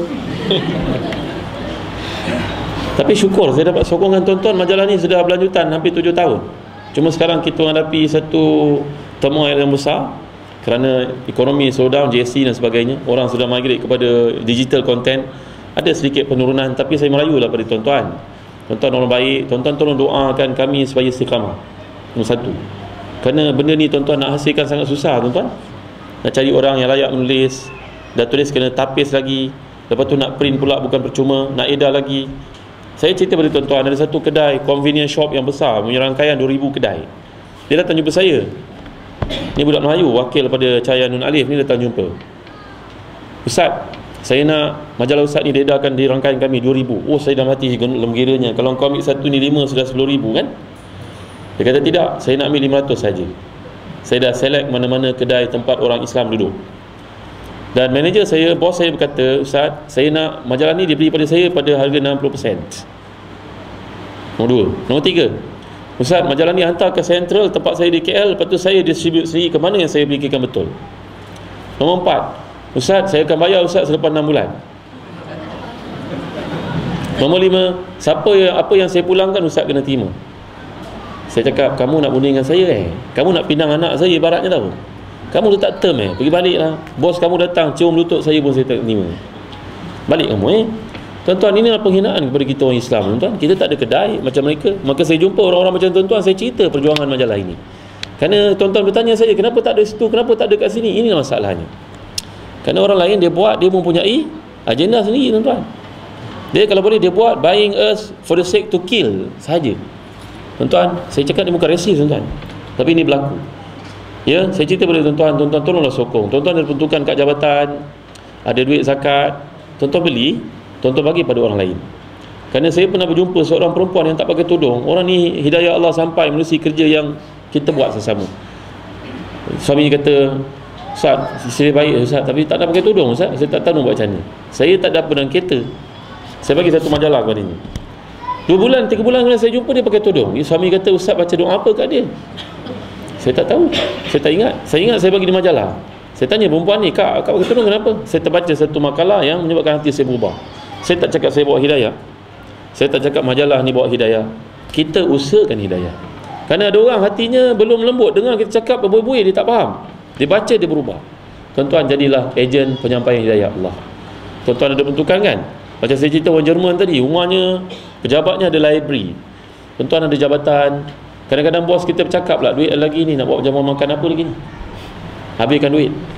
Salah lah tuan-tuan. Kita tak makan pun kita boleh hidup, tapi kita tak ada ilmu, seseorang itu boleh jadi binatang macam Ustaz gambarkan tadi. Tuan-tuan tolong sokong tuan-tuan. Tuan-tuan sama ada tuan-tuan doakan, tuan-tuan war-warkan kerja-kerja dakwah ini. Dan macam Ustaz tadi ada madrasah sendiri. Tuan-tuan, nombor 3, tuan-tuan tolonglah. Tuan-tuan ada peruntukan tak banyak pun, tuan-tuan langgan Astro sebulan dah 100 lebih kan. Cuba tuan-tuan beli majalah ni 100 lebih setahun. Sampai ke rumah tiap-tiap hari anak tuan-tuan baca, kalau tak baca pun mate tuan-tuan baca, isteri tuan-tuan baca, ada benda-benda baik yang akan ditimba. Majalah-majalah ini dan isu-isu yang lalu tuan-tuan boleh beli pada harga yang murah, bagi pada orang kahwin umpamanya. Jariah ilmu berjalan, dapatkan dekat Badan Cemerlang. Badan Cemerlang ada, kat Pusaka Azhar ada, kat Pusaka Lakin ada. Mana lagi Ustaz Saidi? Sini. MPH ada, kat Popular ada. Tuan-tuan, saya merayulah pada tuan-tuan, kerana tuan-tuan orang baik-baik. Saya tak mampu nak pergi tempat lain, saya tak tahu mana saya nak pergi. Kalau lah lagi setahun saya tak mampu teruskan, nanti saya jumpa dengan Allah, saya cakap saya dah buat yang terbaik, saya tak tahu nak buat apa. Saya tak ada masa nak masuk TV, orang dah gam saya. Saya tak boleh masuk radio, orang tak bagi saya laluan. Saya pergi ke masjid-masjid lah, saya cerita dengan orang. Ini yang saya mampu buat. Dan orang tak sokong juga, saya jumpa dengan Allah, nanti saya tak tahu nak buat apa lagi Allah. Jadi tuan-tuan, ini rayuan. Dan ini ada satu buku doa. Tadi doa saya ajar tuan-tuan ada dekat sini juga dalamnya. Dan doa-doa yang lain pun tuan-tuan boleh dapatkan dekat Badan Cemerlang kat atas. Mudah-mudahan tuan-tuan jadikanlah hidup kita hidup mengamalkan Iqra. Kerana Iqra lah membina tamadun. Iqra membaca bahan berkualiti, bukannya membaca bahan-bahan WhatsApp, Facebook dan jadikan ia dalil dalam hidup. Itu salah. Wallahu alam. Dan ini satu lagi buku yang terakhir, namanya buku Tafsir Surah Al-Mulk yang baru saja terbit. Saya terbitkan hasil daripada permintaan orang bila saya menyampaikan kuliah tafsir di IKIM dengan kaedah pengolahan yang bukan saja tafsir ayat, tetapi juga ada aspek sains, aspek komunikasi, aspek bisnes, aspek travelog yang cuba dimuatkan dalam buku kecil ini. Dan dalamnya juga ada satu DVD berkaitan tafsir surah Al-Mulk yang saya sampaikan. Sekian, Assalamualaikum warahmatullahi wabarakatuh. Jazakallahu khairan jazak kepada Ustaz Dr. Haji Zahazan Muhammad. Jadi kesimpulan yang kita dapat buatlah pada hari ini bahawa pentingnya kepada ilmu. Jadi kepentingan kepada ilmu. Sebab itu tadi Ustaz Jafri pernah ada menyebut tentang nanti ketika mana kita berhadapan dengan fitnah akhir zaman, kita hanya kepada diri kita, bukan bergantung kepada suami, bukan bergantung kepada anak-anak. Bahkan pernah kami tanya kepada guru kami di Mesir dahulu, Al-Azhar, kepada Syekh Usama Al-Azhari hafizahullah, tentang hadis Nabi SAW tentang perempuan seeloknya sembahyang di rumah. Jadi Syekh Usama mengatakan itu zaman Rasulullah, kalau boleh terelak daripada fitnah, maka keluarlah pergi belajar bagi perempuan-perempuan. Kerana suami dia tak boleh bawa ilmu ke rumah, maka puan-puan carilah ilmu dengan hadir di majlis-majlis ilmu dengan izin daripada suami lah. Jadi moga-moga dengan begitu juga bahan bacaan yang telah ditekankan oleh Dr. Zahazan Muhammad, penting kepada bacaan. Alhamdulillah saya dah mula mengamalkan semenjak beberapa tahun ni. Kalau hadiah je, birthday ke, perkahwinan ke, apa pun orang beli mahal-mahal TV dan blender lah ataupun apa-apa, saya bagi buku je. Alhamdulillah buku ni banyak manfaat. Dan kami di Majlis Agama Islam Negeri Johor, alhamdulillah kami telah terbitkan buku melalui dana wakaf, dana zakat, dan kita nak bagi kepada mereka-mereka yang tak suka membaca. Tapi kita tulis buku. Saya tulis 5 buku, dan semua buku saya yang 5 ni semua percuma. Jadi pasal wakaf zakat yang beli. Jadi alhamdulillah kita nak membudayakan ilmu. Penting yang pertama kita berada pada majlis ilmu, yang kedua kita berdampingan dengan ulama, yang ketiga kena banyaknya membaca. Jadi dengan itulah baru kita dekat dan kita tahu bila akan berlakunya kiamat dan persiapan kita untuk menghadapi kiamat. Jadi terima kasih kepada pihak penganjur, terima kasih kepada hadirin-hadirat yang hadir, dan terima kasih jazakumullah khairan jazak kepada kedua-dua ahli panel, Ustaz Jafri Mahmudi dan Dr. Zahazan Muhammad.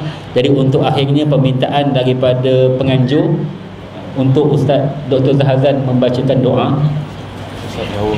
Yalah, lebih jauh doa saja. Permintaan penganjur. Oh, permintaan. Jadi ni ada 2 nama jemaah kita, imam dan individu jemaah sini yang sakit. Mungkin Ustaz boleh doakan. Juga sempena dengan beberapa kita punya ahli jemaah di sini yang ingin pergi haji.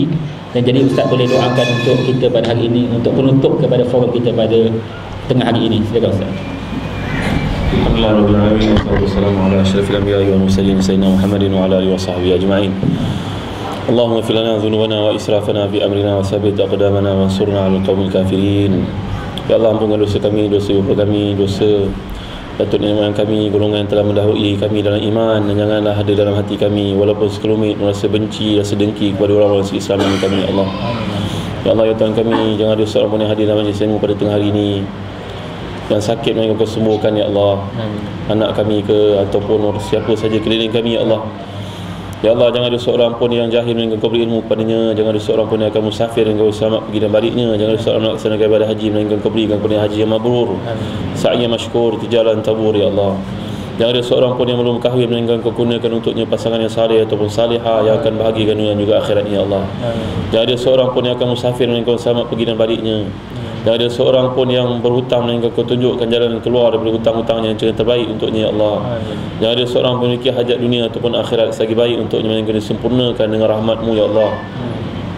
Rabbana la tuzigh qulubana ba'da idh hadaitana wa hab lana min ladunka rahmatan innaka antal wahhab. Ya Allah, sebagaimana Nabi Muhammad SAW telah menjelaskan dalam majlis ilmu, datangnya malaikat berbondong-bondong untuk membawa rahmat dan berikan keampunan kepada datang mengabulkan hajat. Kami mohon kepadamu, ya Allah, dititipkan hajat ini agar Imam Johari bin Selamat dan Muhammad Syahrul Nizam bin Haji Huzaim dikurniakan kesembuhan untuk mereka, ya Allah. Dan siapa saja di kalangan kami yang sakit ni, Engkau rahmatilah, ya Allah. Engkau berilah kepadanya kesembuhan, ya Allah. Ya Allah, ya Tuhan kami, semuanya pada Engkau lah kami berserah, pada Engkau kami minta pertolongan, ya Allah. Ya Allah, jadikanlah hari yang paling indah dalam hidup kami. Kami bertemu denganmu, Engkau ridha pada kami, ya Allah.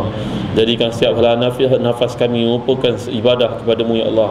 Ya Allah, ya Tuhan kami, anak-anak kami yang turut serta dan yang tiada di sini, ya Allah, gunakan untuk mereka menjadi anak-anak yang saleh dan salihah, ya Allah, yang akan bawa berkat, yang akan memperjuangkan Islam, yang akan meninggikan kalimah-Mu, ya Allah.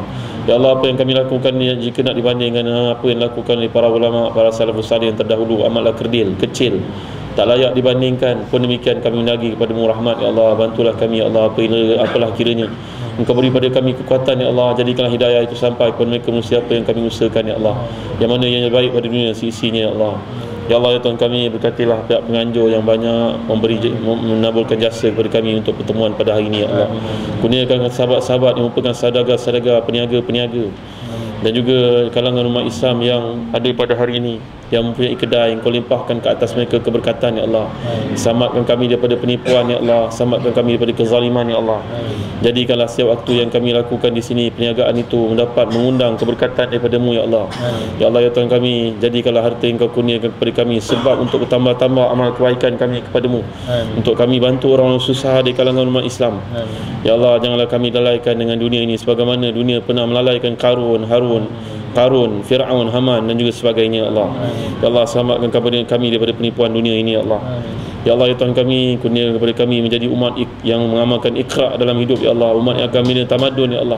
Kembalikanlah kami Muhammad Al-Fatih, kembalikan kami Salahuddin Ayyubi, kembalikan kami Sultan Qutuz, kembalikan kepada kami para mujahidin, para salafus saleh, para ulama, para fuqaha, para mufassirin, para muhaddisin yang pernah berjasa kepada umat ini ya Allah.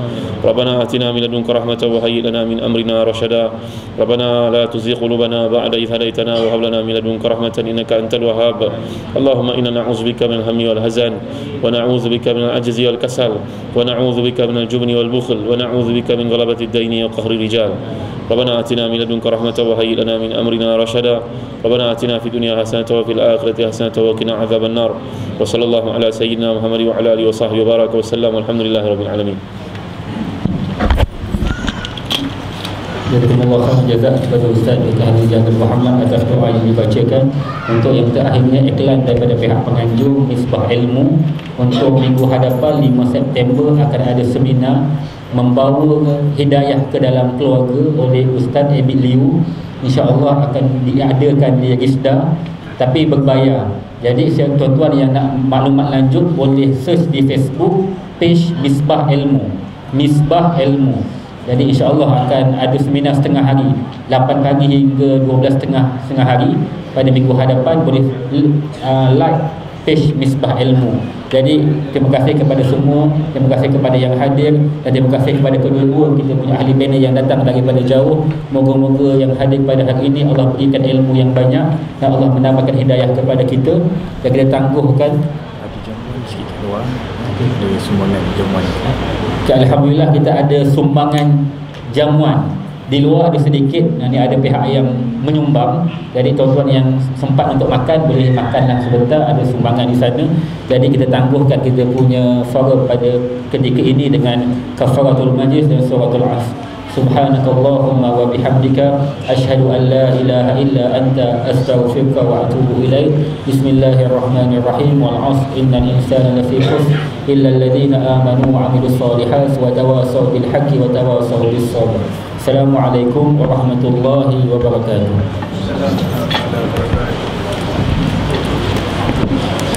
Ya, Ustaz.